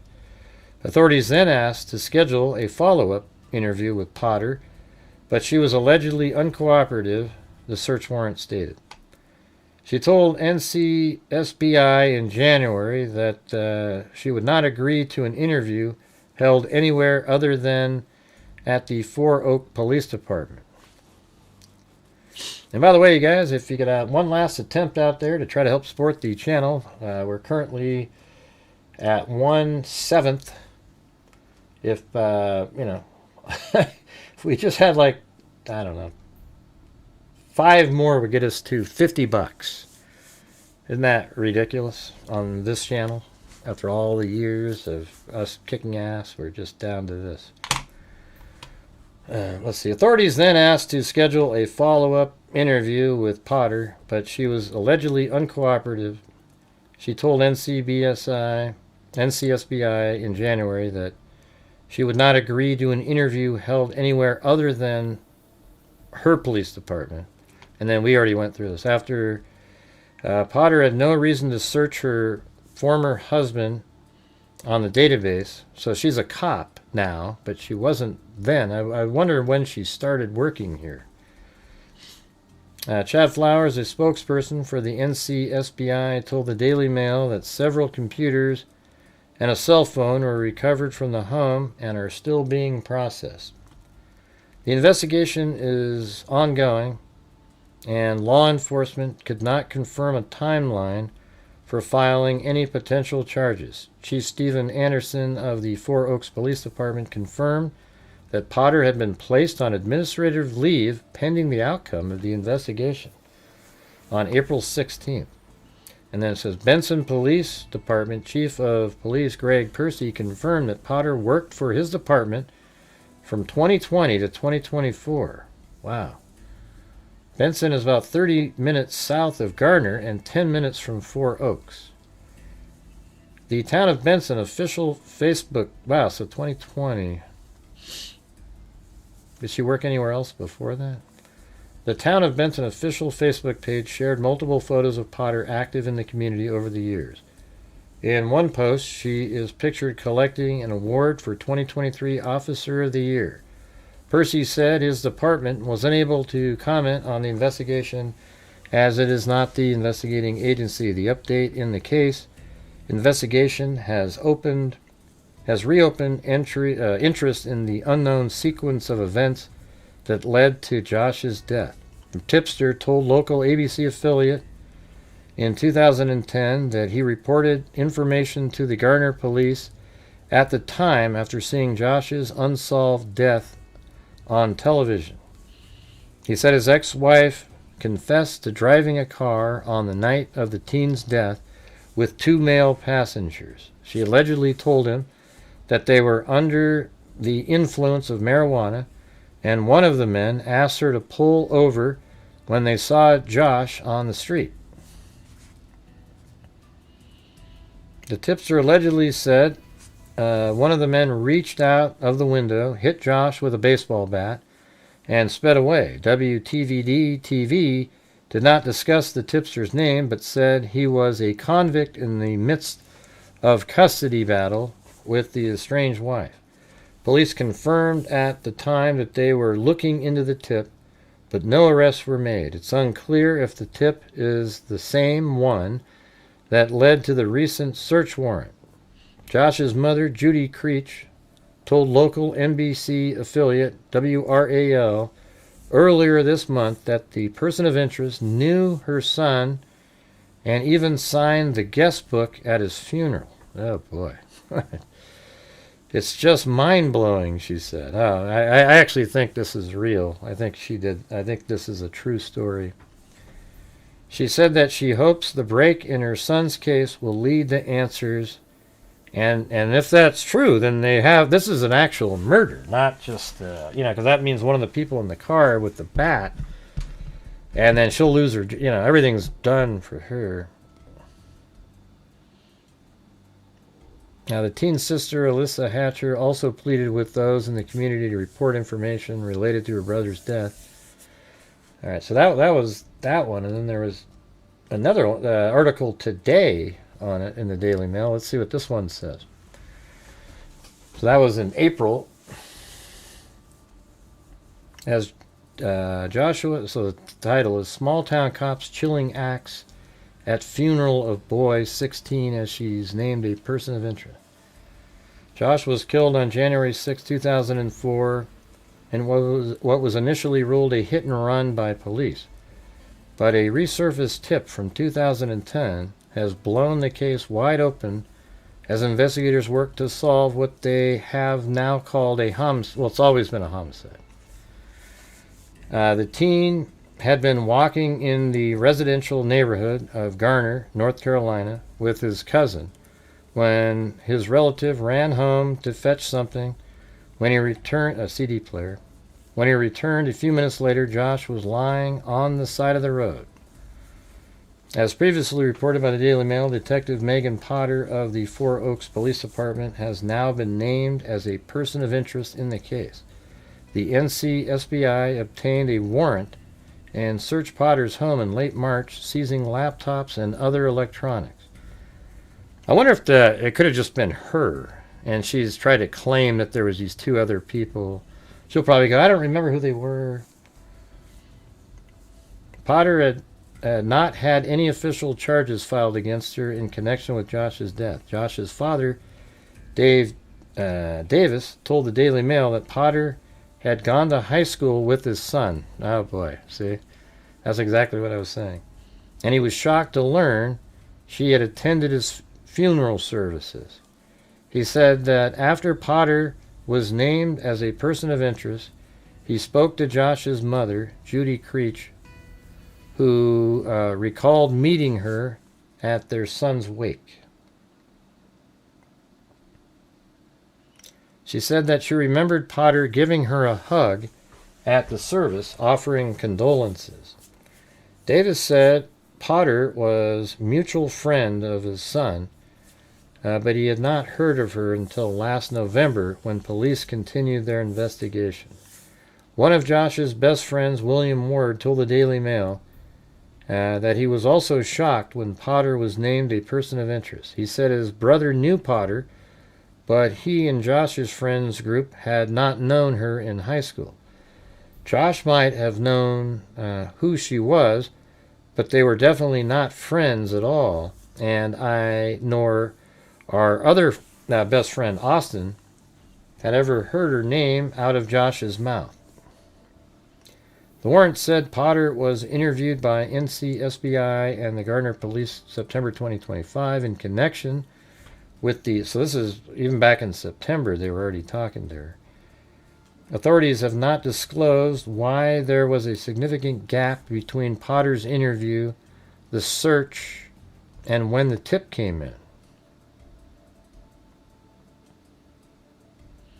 Investigators found inconsistencies in Potter's testimony according to the search warrant. They interviewed her ex-husband in November and said he gave a consistent statement that matched his 2010 tip. Authorities then asked to schedule a follow-up interview with Potter, but she was allegedly uncooperative. She told NCSBI in January that she would not agree to an interview held anywhere other than at the Four Oaks Police Department. Chief Stephen Anderson of the Four Oaks Police Department confirmed that Potter had been placed on administrative leave pending the outcome of the investigation on April 16th. Josh's younger sister, Alyssa Hatcher, told the Daily Mail that she was hopeful that after 22 years, there had finally been a break in her brother's case.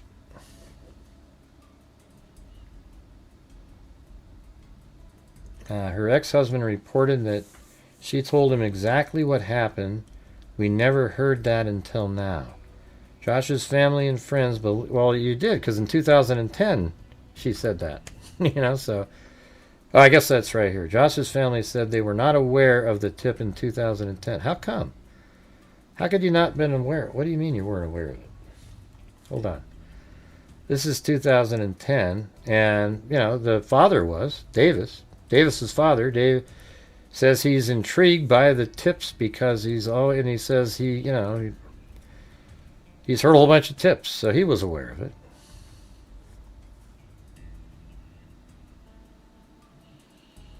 As the investigation continues, Josh's family has been forced to wait with bated breath. Let me look at her up.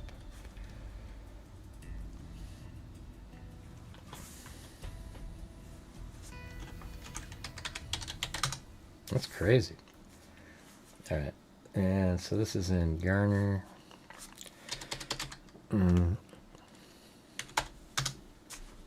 What was the police department that she worked at?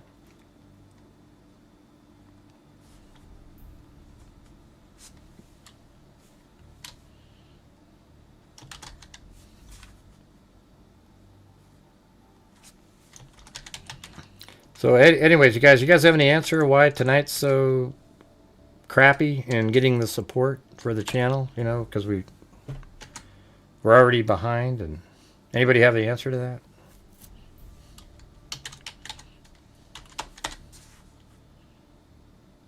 that? I truly trying to figure it out.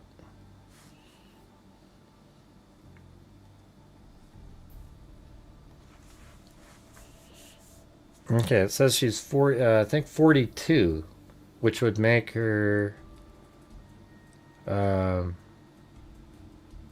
maybe, I don't know, it's hard to tell.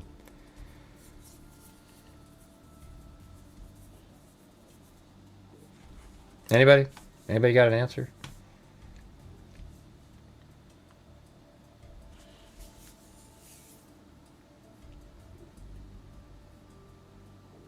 Does it say anywhere in here how old she is?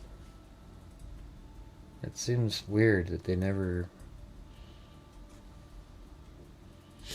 Because that would make it, so 22 years ago, so if you subtract, she'd be 20. That seems like she wouldn't have ever gone to school when he was there.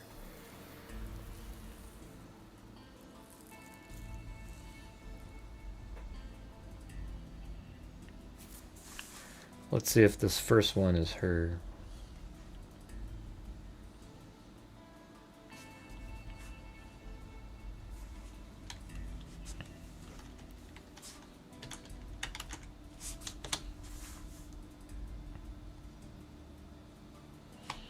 Small town female cop named Person of Interest.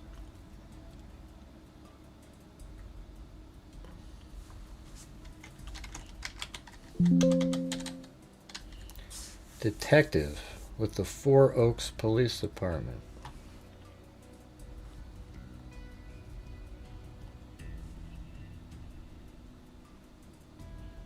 Okay, well, she lit. I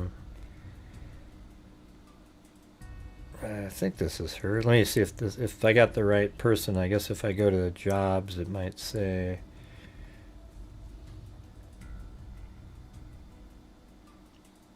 No. Megan Potter.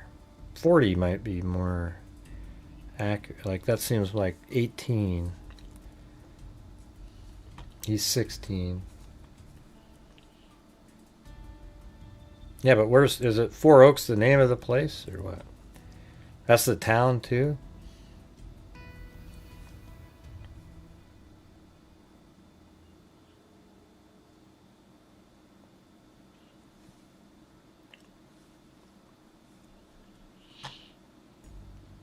Yeah, it's weird.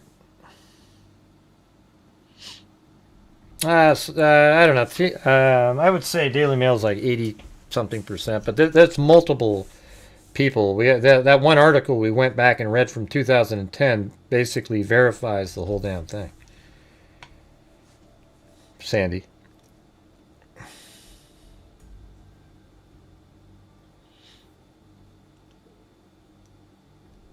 Yeah, so I have this Megan Potter, who lived in Garner, North Carolina, in 2004.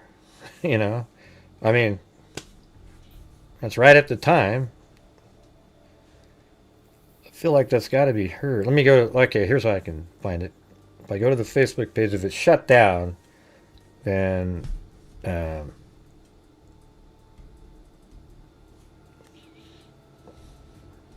don't know if that's her. God.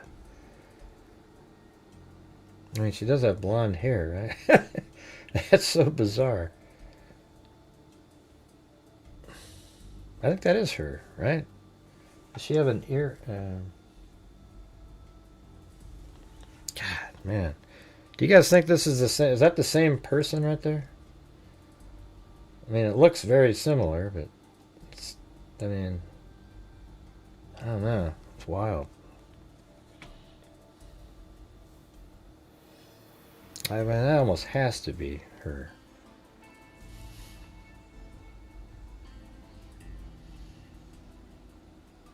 Unless she has like a doppelganger.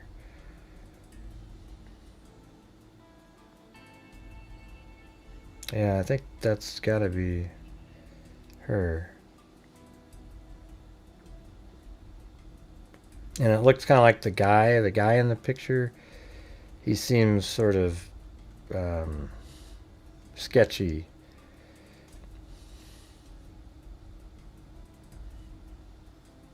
But there's no pictures of her as a cop, though. Yeah, I mean, it does seem like this would be the right one.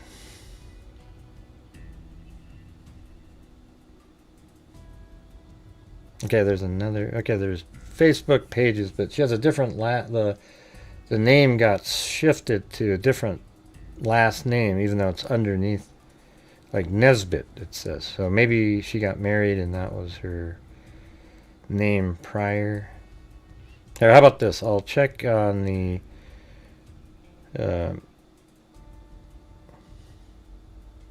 relatives, and then there's a guy with last name Potter. He's only 29 now. That doesn't seem. There's another guy that's 46.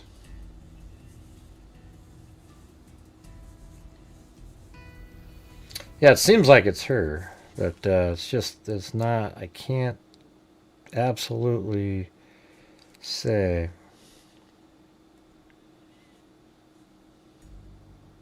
So this guy that's 46, Elliot, I don't know if that's the husband, but I guess if I look him up and it says and he has a criminal history, that might be him. But hey guys, any chance you could help support the channel tonight? Never seen this big of a lull and so little support.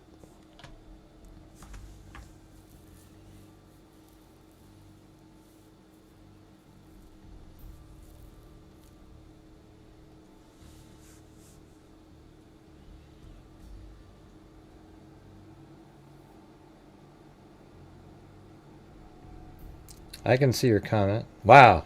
I don't think I've ever seen this before. But the person I just looked up had 320 court deals. I mean, we're talking assault on a female, assault on a female. I mean, it just goes on and on and on and on and on. Man, it just, I've never seen that in my life.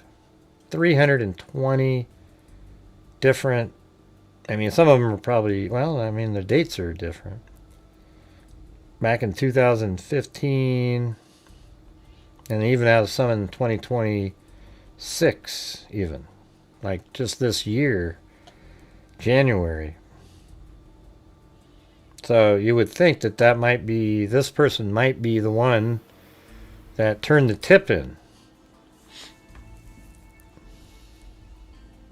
Because that's the guy, I believe, that's in the, let me go to that Facebook page again. Do they ever say anybody's name? Let me put friends. Doesn't have a list. And they don't have any pictures of her as being, like with her wearing a cop outfit or anything. But it's really old, this Facebook page. So this is, 2014 are some of the more, like that's it. So I think that probably is her. And so it's like 2014. And then there's this guy in the pictures with her that has, you know, tattoos all over the place. And not to say that we're wearing tattoos, but, you know, he just looks like he's sort of hardcore kind of, and he's a little older than her. And I think that he's probably the one I just looked up.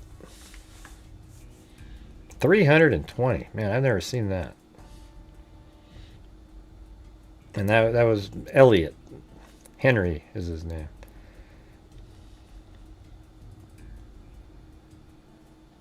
So he's probably the one that got the tip going. Let me see where she lived, since this is probably her. Feeling pretty good about it. I'm going to see where she lived at the time. And if it's right there in that neighborhood, then, you know.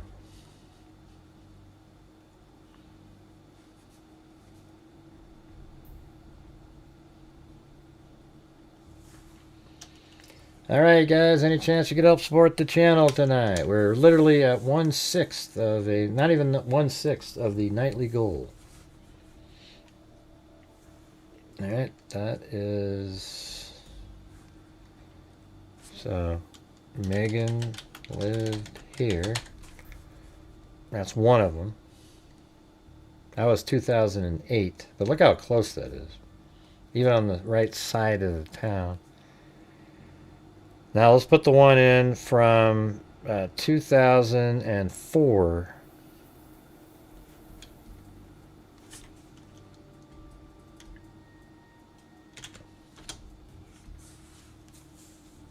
Is that the same? 2004, and then, okay, that was that one. And then this is from in 2008. I wonder if she moved a little further away. Wow, this one's getting right down there. Wow. So look at that. I mean, she lived right there at one point.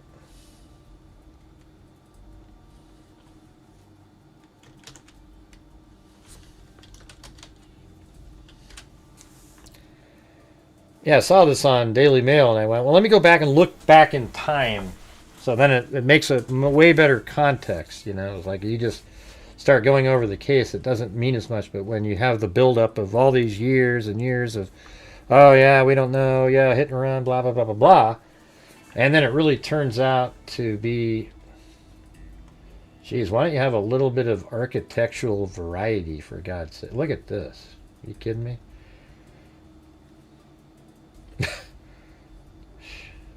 Ridiculous. But yeah, this one's right there. So this was back in 2008. But at the time of the murder, I guess, she lived right here. And let's see where it is now, though. Where did it say she was arrested at, or taken into questioning? Because where she lives now is different.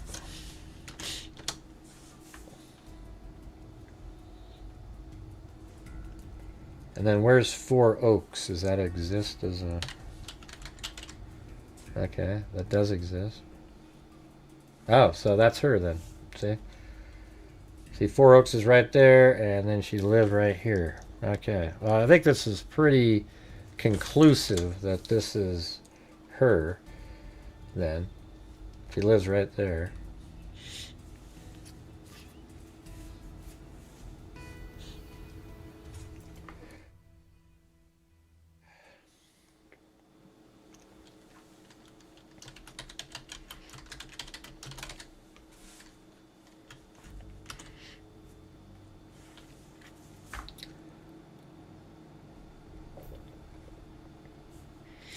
And then Four Oaks Police.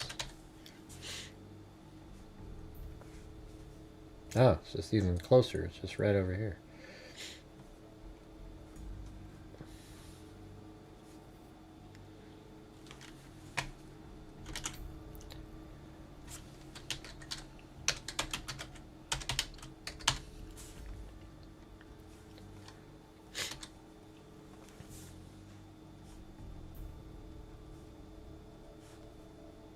That's 7 miles. It's got to be her.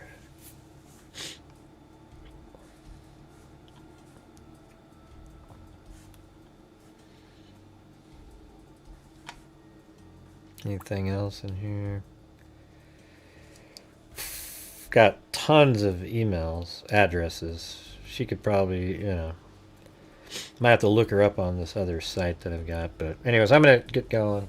So, man, 3 hour, almost 2 hours and 40 minutes of just. So thanks, Karen. And then we had Wild Bill Wassman a couple times there. Then Richard, then Wild Bill Wassman again. And then Steven, Wild Bill Wassman. We only had like 4 different people support the channel tonight. Can't really survive on that. That's sad. And thank you to Sandy Shirley. All right, thanks everybody. We'll see you guys next time. Hope you guys found those cases interesting. And as I always say, until next time, be safe out there and happy Mother's Day.